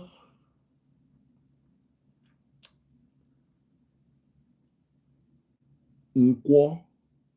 Wait, no. Nkwo feels springy to me. What does it feel like to you? Nkwo feels springy to me. But then spring is supposed to be the beginning, which is Eke, right? But I don't want to follow the sequence because that'll make it boring. So Nkwo feels springy to me, but I don't know. Fall for sure. Fall for sure. Eke would probably be the winter. And then Urie the summer. Does that make sense? Okay, Eke is darker, but it's darkness and light, so it's whatever. But I say winter because Eke, you don't do anything. So winter is like a freeze, a stop, a chill. Everybody's circadian rhythm adjusts to moving slowly and using less energy. We had a, I don't know if you remember, I'm not going to say your actual name unless you want, but reticulating. I don't know if you remember, we had a group study about like the winter, like seasonal depression and things like that. And, and we're kind of discussing the idea of maybe you're just supposed to slow down in the winter. So winter is very much Eke, very Eke-ish to me. Um,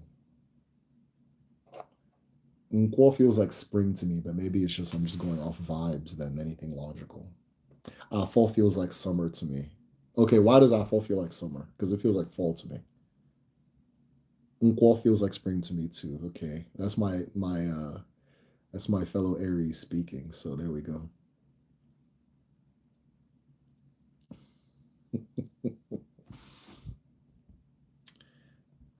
And I've even looked up how they interacted with each other. Okay, hold on, let me go back. Yeah, those astrology signs are spot on. I've even looked into how they interact with each other and it makes sense. Yeah, yeah, yeah. Fall feels like I'm not seeing any more comments, but if you can, like, what is the connection you're getting between Afo and summer? Because Afo feels very fall to me. Harvest, that kind of thing. Eke, hammer time, Uri, rainy season. Ah, okay. So the next question is whose seasons are we talking about? Because Nigeria, we have a different set of seasons. We have Hamatan. We have rainy season. We have dry season, which is Hamatan anyway. But yeah. But Uri, rainy season, that's American summer. That's American summer. So I'm that's 1 point for me. Adumma. There was a TED talk by a young lady who explained that the Western popular understanding of astrology is simplified version of ancient Egyptian astrology, which considers more factors. I'm sure. Yeah, I'm sure. So, like, okay, that's why I don't like deep dive into it, right? That's why I'm not super into it. Like, this if this is a simplified version, it seems to it reflects reality a lot, and it reflects reality enough for me to respect it. But I tend to ask the members of our Patreon and our community of the village, "Hey, what's going on with Aries today?" I just had a good conversation a few days ago about crystals. I wanted to get my sister-in-law some crystals because that's all she collected, and I didn't know shit about crystals, and I had someone just give me lessons. So I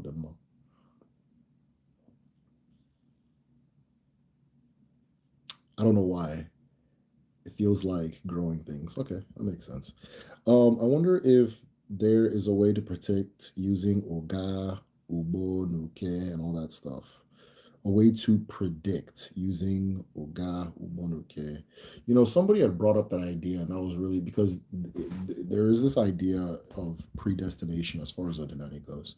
And so there was a there was somebody on Patreon, like a really, really, really smart guy. He brought up this possible way you can use to predict things if, given that this might be the case. Everything he was saying made sense. So yeah, Udochi, what you're saying has been said by somebody else before, and it's very, very worth exploring. Who was the TED Talk by? I wonder if there's any way to predict that. But it looks like we're out of questions. Now we're just talking zodiac girly talk. So we're talking what do you call them there's a term they use, light skinned light skinned tarot readers.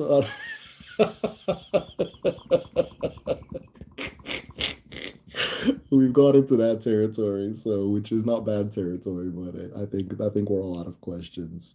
What is Uga and Obonuke? Uga is era, age, and Obonuke is like your to what you enter the world with, the group you enter the world with, your spiritual group, things like that. Um, Uke, the people you were created with, you come into creation with. Obo, your group, your people you're grouped with. So okay, cool. Anyways, yeah. All right, guys, this has been a great discussion. We have 6 more seats for traditional medicine. So if you are interested, message me or just sign up www.kedu.me. There are 6 seats for the traditional medicine class, and then for those who are in the last class, I think there's like 8 for you'll be fine as far as the second class, right? So I'm pretty sure there'll be enough seats. So that being said, guys, unogade, unogeto, nkabala uno tiraka, ogade no ogade otwa neke, norie, nafo, namkwa. He said, yeah, we didn't bring up Egypt. No, no, no.